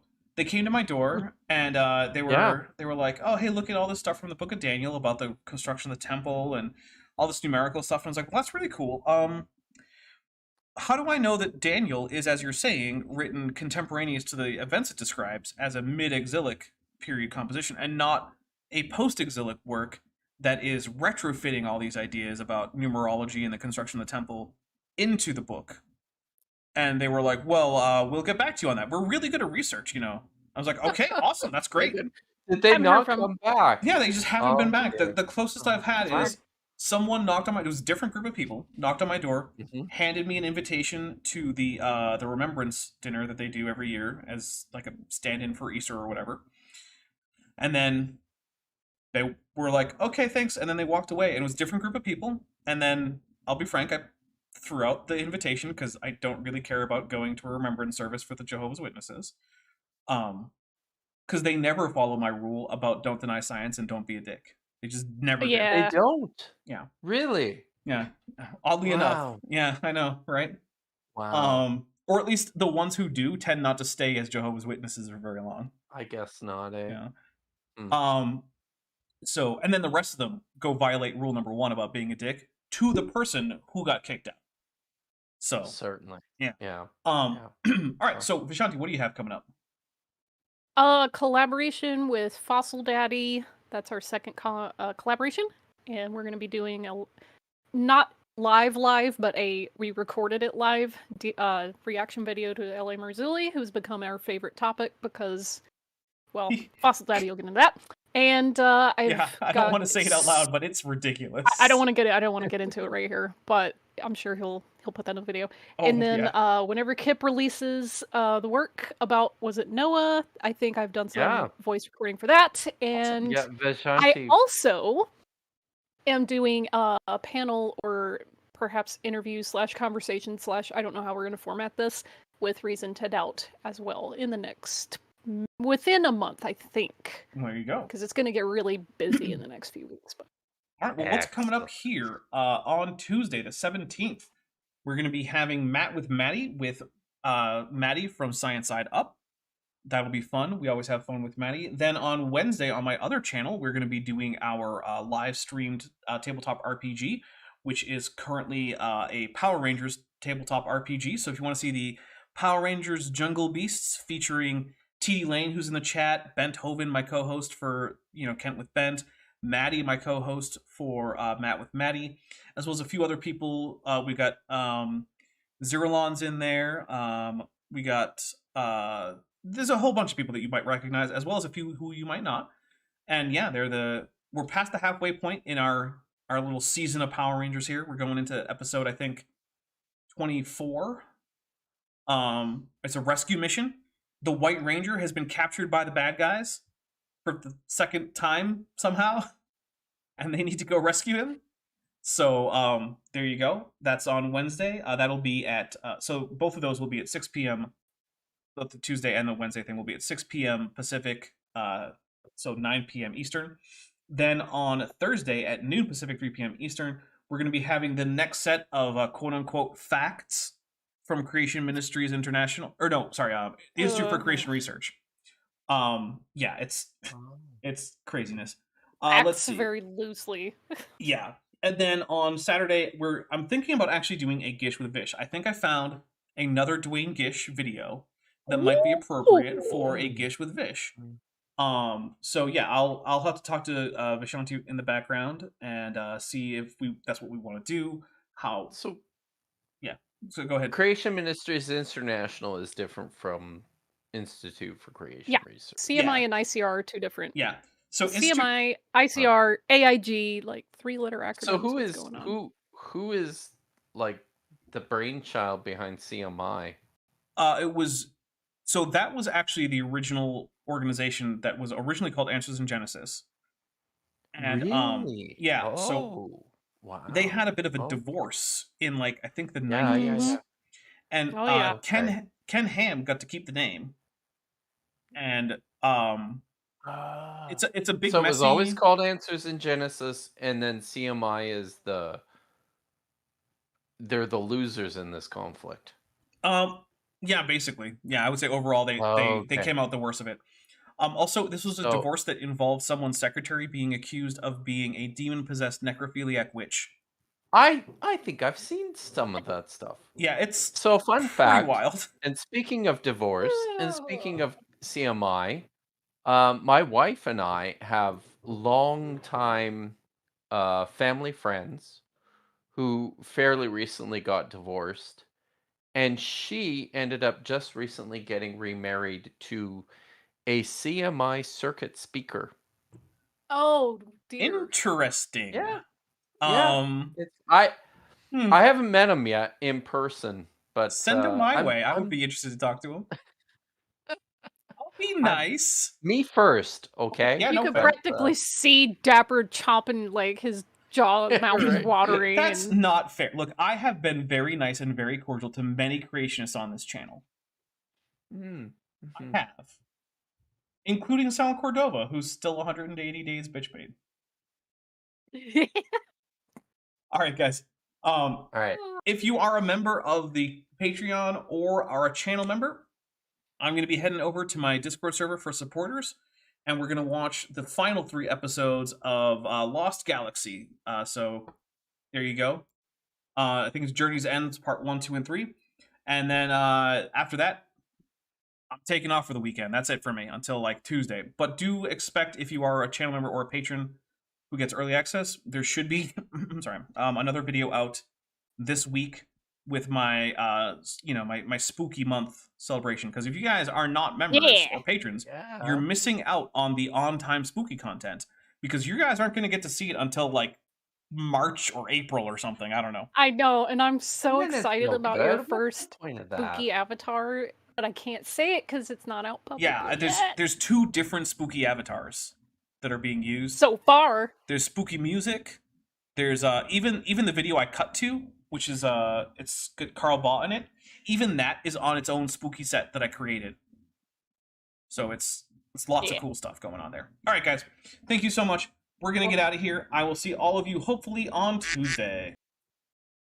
Hey, before you leave, I just want to take a second to thank my patrons and channel members, especially those pledging $20 or above. Ben Tovand, Whispers, Denny5252, Elron Teller, Felbrevara, Ian Chen, Kelvin Brostick Van Manen, Landon Knoll, Mabbity Babbity, Monkey They Them, Sphincter of Doom, Strawberry Vein, Star Runner, and Dr. Tapioca Weasel. It's because of my channel members and patrons whom you're seeing on screen that this channel can stay afloat. Without you, it would all shut down.